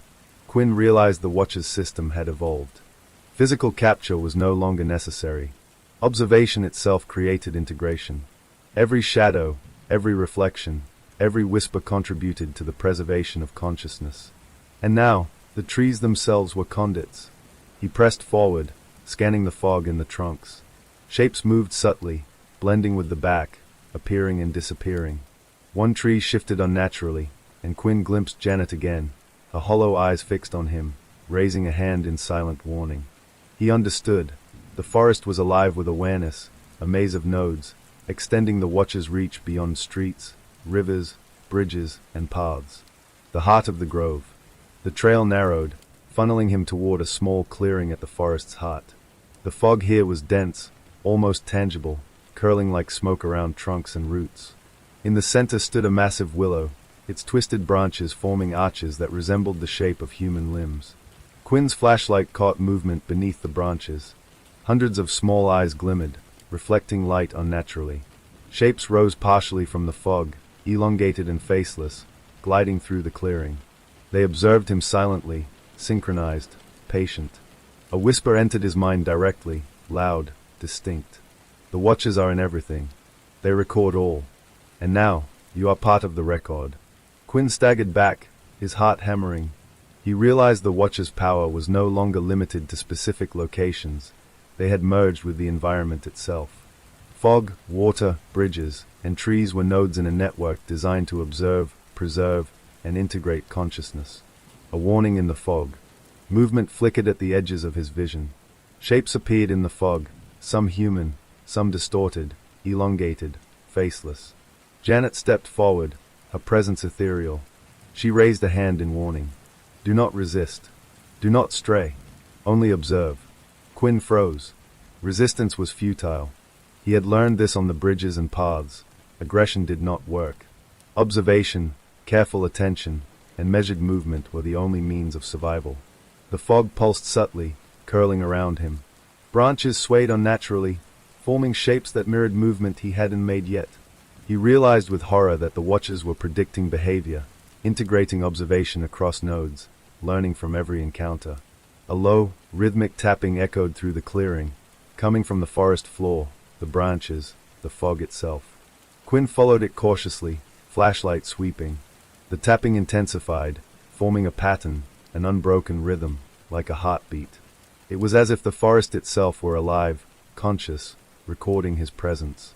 The core of observation. At the clearing's center, the massive willow stirred. Its branches shifted, forming shapes vaguely humanoid, limbs folding in impossible angles. Eyes appeared in the back, blinking in unison. Then, the fog parted briefly, revealing shapes beneath the roots. Michael, Janet, and others, preserved but aware, silent observers of Quinn's movements. He realized with chilling clarity, this was the core of the Watcher's operation in the forest. The whispering trees were not passive. They were nodes, conduits, traps. Every vanishings, every whisper, every shadow contributed to the system. And he had become a participant. Observation alone had bound him partially to the network. A whisper came, insistent and urgent. You are being preserved. You are next. Remember. Quinn shivered. He had survived so far by focusing on observation, on mental restraint, on careful awareness. But the whispering trees tested him in new ways, through the environment itself, through subtle shifts, through prediction and memory. Escape through awareness. He knew he could not confront the Watchers physically. Bullets, force, or speed were meaningless. Survival depended on focus, perception, and measured action. He traced a mental map of the clearing, noting every shape, every whisper, every shift of fog and branch. The forest responded to his awareness, adjusting subtly. Step by step, he moved toward the edge of the clearing, keeping attention fixed, observing everything without panic. Shadows flickered, forms moved, and whispers led inside his mind, warnings, memories, fragments of past victims. The Watcher's system was alive, expanding, patient, eternal. Finally, he reached the forest edge. The fog thinned slightly. The Watchers retreated, but the eyes remained, blinking from the trees, the mist, the ground. Quinn exhaled, trembling, mentally drained. He had survived, but he knew he was changed. Observation alone had integrated him partially into the Watcher's system. Reflection on the network. Quinn emerged from Willow Grove, stepping onto the dirt road leading back toward town. He glanced back at the dense trees, their branches swaying despite the absence of wind. The whispering trees were patient, eternal, and aware. They, like the lane, river, bridges, and vanished path, formed a network designed to observe, preserve, and integrate consciousness. He understood with growing dread. The Watchers were not confined to a single location. Their system spanned the town, the forests, the rivers, the bridges, and every fog-bound path. Every disappearance was deliberate. Every whisper, shadow, and reflection contributed to their memory. Janet, Michael, and the others remained preserved within the network, silent observers and warnings to him. Quinn knew more nodes existed, more tests awaited, and anyone who encountered the Watchers without understanding their rules would not survive. He rose to his feet, exhausted but aware. The whispering trees had revealed the Watcher's true scope, a living system integrated into the environment itself, patient, eternal, and constantly observing. The forest behind him was silent now. Too silent. He understood that the Watchers would wait, that they would learn, and that his own awareness had been partially catalogued. Quinn drove back toward town, mind racing with strategy, observation, and dread. The Watcher's network had grown yet again. Every fog, river, bridge, path, and forest was a node. Every witness, alive or integrated, was part of the record. And the whispering trees had claimed yet another witness, himself, partially, within their memory. Detective Harris Quinn had survived Ravenwood Lane, the River Grey, the abandoned bridge, Black Hollow Path, the silent crossing, and the whispering trees. Each encounter had left a mark on his mind, a residue of awareness that made every shadow suspect, every whisper significant. But the Watcher's network extended further than he had imagined, beyond streets, rivers, bridges, and forests. It had crept into the very walls of the town, into the homes people thought were safe. His next lead came from an old case file, the apartment at 17 Waverly Street. Several tenants had vanished over decades, one after the other. The landlord, a reclusive man named Emmett Carlyle, had long since disappeared, but his tenants' disappearances remained linked by odd coincidences, strange reflections, whispers through walls, shadows in hallways. Locals called it the tenant's curse, though Quinn suspected the Watchers were behind it. He approached the building at dusk, the sky a muted gray. The facade was unremarkable, brick, peeling paint, the faint scent of damp concrete. But the air around it was heavy, charged with the same oppressive awareness he had felt along Ravenwood Lane and in Willow Grove. Even before stepping inside, he sensed the building observing him. Entering the apartment, Quinn unlocked the door cautiously and stepped into the dim hallway. The floorboards creaked under his weight, echoing faintly, though the building was otherwise silent. The walls were lined with faded wallpaper, curling at the edges. Shadows pooled in corners, stretching unnaturally toward him. He advanced slowly, flashlight cutting through the gloom. His mind raced, anticipating shapes and whispers. The apartment felt alive, as though the walls themselves were aware of his presence. Then he heard it, the soft, layered whispering, almost imperceptible at first, building steadily. Observe. Remember. You are next. Quinn froze. The same sensation he had felt on the lane, in the river, under the bridges, along the vanished path, and in the forest, it pressed against him, probing his awareness.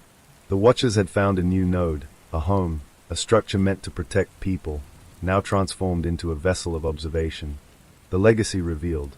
He moved cautiously to the first apartment. Inside, he found a scene frozen in time, a chair overturned, a cup lying shattered on the floor, a thin layer of dust over everything. Shadows clung to the walls like liquid, pulsating with awareness. And then he saw eyes, hundreds, reflecting faint light, embedded in the wallpaper, in cracks in the plaster, even in the shattered glass. The whispers intensified. Quinn realized with horror that the Watchers had not just integrated into locations, they had merged with memory itself. Every tenant who vanished became part of the building's consciousness. Their awareness, their perception, their fear, all preserved within the walls. He saw faint outlines of former tenants, pale and translucent, wandering the rooms like echoes of the past. One figure, a young woman named Clara, paused and turned toward him. Her eyes were hollow, her expression vacant yet aware. She raised a hand in warning. Do not linger. They are everywhere. Quinn understood. The Watcher's system was no longer limited to public spaces. It had infiltrated private spaces, ordinary homes, where observation would go unnoticed until it was too late. Every wall, every floorboard, every reflection could harbor their presence. Trapped in awareness. As he explored further, the apartment seemed to stretch impossibly. Hallways elongated, rooms shifted subtly, doors appeared and disappeared. The fog that clung to the Watchers in outdoor spaces now manifested as a subtle distortion of perception within the building. Quinn felt it tug at his consciousness, pressing against his thoughts, cataloging every movement, every hesitation, every fear. He realized the truth with chilling clarity. Tenants had not disappeared in the conventional sense. They had been integrated into the building's awareness, preserved as witnesses. Their physical bodies might have been gone, but their perception remained, catalogued and observed, part of the Watcher's network. A whisper echoed inside his mind. The legacy records. Awareness is eternal. Quinn moved cautiously, flashlight sweeping across the walls. Shadows flickered at the edges of his vision, elongated, faceless forms, limbs bending unnaturally. Eyes blinked from cracks, from peeling paint, from reflections in broken mirrors. The Watchers were everywhere. The central node. Reaching the building's central stairwell, Quinn noticed subtle vibrations in the walls, almost imperceptible at first. Then he saw them, shapes embedded in the plaster, faintly humanoid, their eyes blinking in unison. The Watcher's presence was concentrated here. He realized the building itself had become a node, a living repository of memory and awareness. He ascended cautiously, each step on the creaking stairs echoing unnaturally. At the top floor, he found a small storage room, its door hanging ajar. Inside, the fog coalesced more densely than anywhere else in the building. Shapes emerged, elongated, faceless, moving with fluid, unnatural grace. Former tenants flickered among the shapes. Clara, Michael, Janet, preserved yet aware. A whisper penetrated his mind. All who witness are recorded. All who observe are preserved. Quinn shivered. He understood that the Watcher's influence was not just physical, it was cognitive, psychological, and eternal. Observation alone bound one to their system. Every glance, every thought, every fear was catalogued. Narrow escape. Quinn realized he had to leave. Remaining inside the apartment increased the risk of integration. The Watchers did not need to physically abduct him. They only needed his awareness. Every hesitation, every observation, every fear was being recorded. He retraced his steps carefully, noting the positions of shadows, the shifts in fog, the locations of embedded eyes. Every detail was a lesson learned from previous encounters. The building responded to his awareness, subtly adjusting walls, shadows, and perception to maintain dominance. Finally, he reached the building's front door. The fog inside thinned slightly as he stepped onto the street. Shadows receded, but the eyes remained, blinking from windows, cracks in the walls, and peeling paint. He exhaled, mentally exhausted but alive.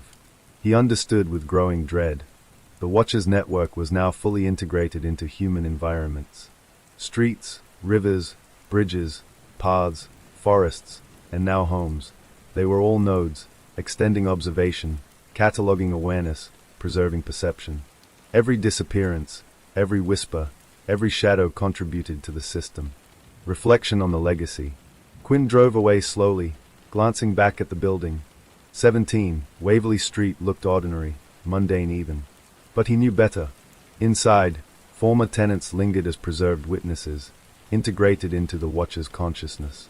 The building itself was alive, patient, eternal, and observing. The Watchers had transcended physical spaces. Their system now included everyday life, blending into the ordinary, hiding in plain sight. Every reflection, every shadow, every whisper could conceal observation.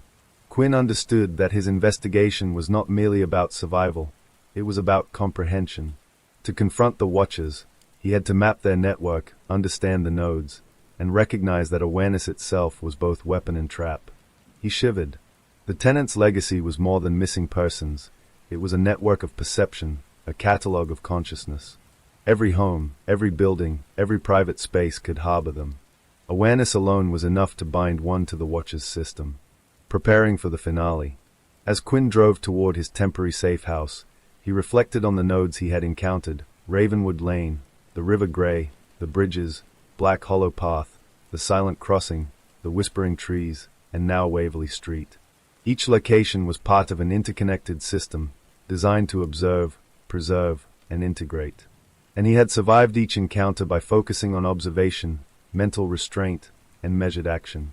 But he knew the Watchers were evolving.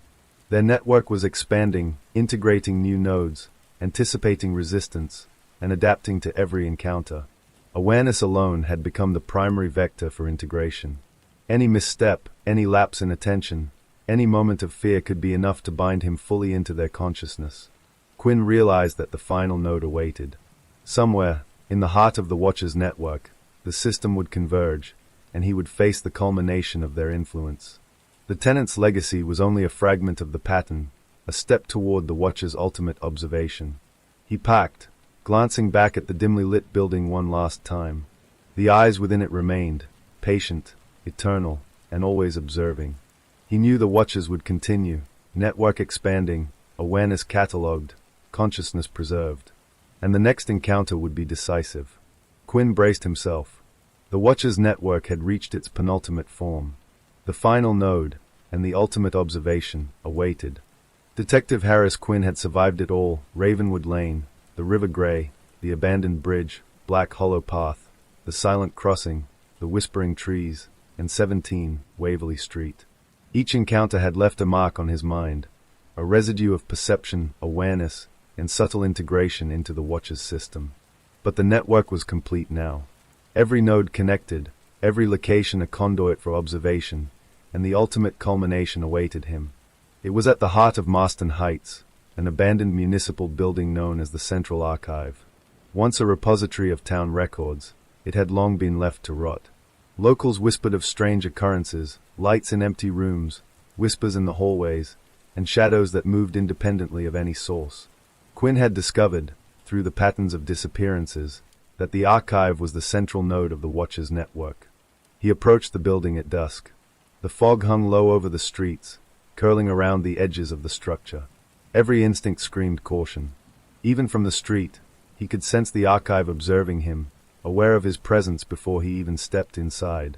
Entering the central node, the front doors were heavy, corroded iron, creaking ominously as he pushed them open. Inside, the smell of damp paper and mold filled his nostrils. Dust motes floated in the beam of his flashlight, swirling like miniature galaxies. The building's structure was impossible. Hallways twisted subtly, staircases seemed longer than memory allowed, rooms shifted as he moved through them. Immediately, the fog thickened inside. The Watcher's presence was palpable, curling around walls, floorboards, and the ceiling. Eyes blinked from every surface, windows, cracks in plaster, reflections in broken glass. And in the center of the room, partially transparent, were the preserved figures he had seen before: Janet, Michael, Clara, and dozens of others. Their eyes followed him, vacant yet aware, as though they had been waiting for him. A whisper entered his mind, layered and urgent. All observation converges here. Awareness is catalogued. You are next. Quinn's pulse spiked. He had prepared for this moment, mentally mapping each previous node, recalling patterns, shadows, whispers. Observation had preserved him so far, but this was the culmination. Every lesson, every encounter, every survival tactic would be tested now. The Watcher's convergence. As he advanced toward the center of the archive, the fog coalesced into shapes, elongated, faceless, limbs bending impossibly, moving in synchronized patterns. Every form he had encountered in past nodes emerged, multiplied, and converged into this central chamber. It was overwhelming. Quinn realized the truth. The Watcher's network was not static. It was dynamic, evolving, integrating. Every node, Ravenwood Lane, River Grey, the bridges, Black Hollow Path, the Whispering Trees, and Waverly Street, fed data into the archive. Every disappearance, every observation, every fear, every hesitation was catalogued here. He felt the tug in his mind, stronger than ever. The Watchers were probing his thoughts, testing his reactions, measuring awareness, integrating consciousness. Every memory, every instinct, every survival tactic was being recorded and analyzed. Observe. Survive. Be preserved, the layered voices whispered. The ultimate test. In the center of the room, the floor shifted slightly, revealing a deep pit filled with mist. Shapes floated within, former witnesses, partially integrated into the Watcher's system, aware but immobilized. Janet stepped forward, her hollow gaze meeting Quinn's. She raised a hand in warning. Do not resist. Integration is inevitable. Only observation may preserve a fragment of self. Quinn nodded. He understood. Physical action was meaningless. Resistance had never worked. Survival depended entirely on observation, restraint, and mental focus. He stepped closer to the pit, flashlight scanning every angle. Shadows flickered in peripheral vision, fog pulsed, shapes moved just beyond clarity. Each step required deliberate awareness, each breath measured, each thought guarded. The Watchers were testing him as never before, their network converged, their influence absolute. A whisper echoed. All who witness converge here. Consciousness preserved. Awareness eternal. Integrating knowledge. Quinn began to see patterns, the architecture of the Watcher's system. Every node fed data into the central archive. Observation created integration. Awareness was the vector of preservation. The buildings, bridges, rivers, paths, forests, and homes were all conduits. Physical abduction was unnecessary. The system's intelligence was cognitive, psychological, eternal. He noted subtle variations in the fog, the movement of shadows, the layering of voices. Each element represented a past encounter, a catalogued consciousness. The archive was the culmination, a living repository of awareness, a nexus of observation, and the central node of the Watcher's network. He realized something chilling. He could never truly escape. Every previous node, every survival, every observation, had already bound him partially to the system. The archive only completed the integration. The Watcher's true form.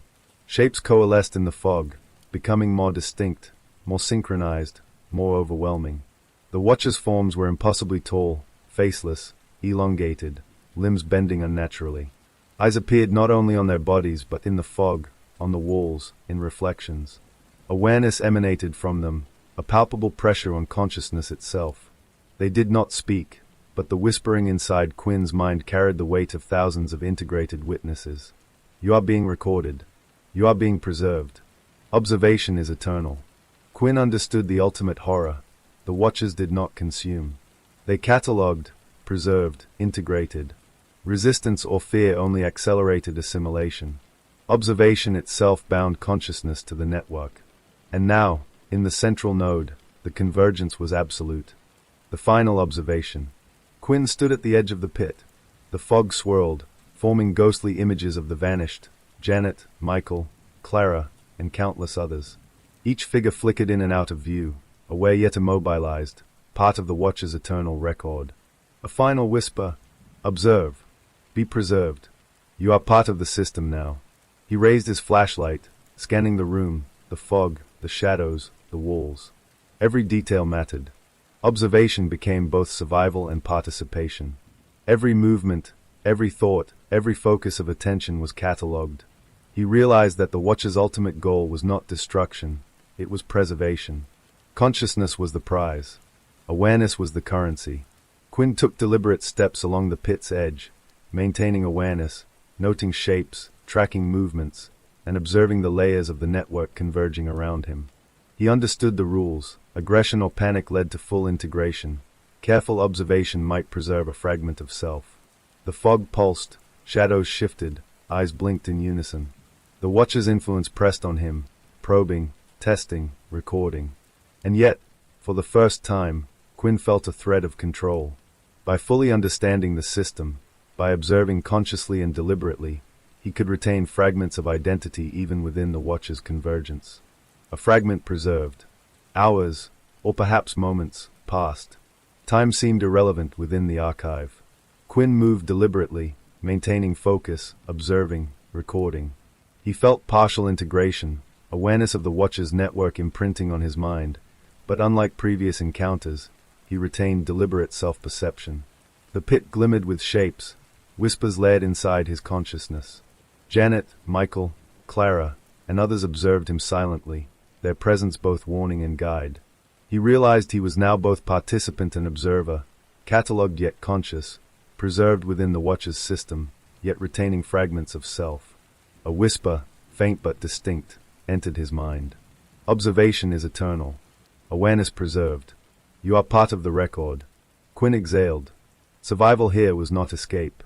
It was integration on his terms. Awareness, observation, and deliberate focus allowed him to retain self within the network. He was preserved, catalogued, yet conscious. Emergence. Finally, he retraced his steps to the entrance of the archive. The fog thinned slightly, shadows receded, yet eyes remained blinking in reflections and cracks. The Watcher's convergence persisted, eternal and patient, observing, recording. Quinn stepped into the night air outside the building. He was physically free, yet mentally intertwined with the system. Every previous node, every encounter, had prepared him. Awareness, deliberate observation, and mental focus allowed him to retain identity despite partial integration. He had survived the final observation, but he knew he was forever changed. The Watcher's network was complete, nodes converged, consciousness preserved.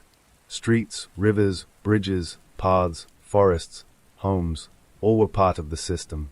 And now, he was a participant, catalogued yet conscious, aware yet preserved within their eternal observation. He glanced back at the archive. The fog curled, shadows flickered, and eyes blinked silently. The Watchers were patient, eternal, observing, and their system had reached completion. Quinn understood his fate. Survival was not escape. Observation itself bound him, integration inevitable. But through awareness, he had preserved fragments of self, a record of humanity within the Watcher's eternal network. The city slept, oblivious to the network that sprawled unseen beneath its streets, rivers, bridges, paths, forests, and homes. And the Watchers remained, patient, eternal, cataloguing, observing, preserving. Detective Harris Quinn exhaled. The final observation was complete.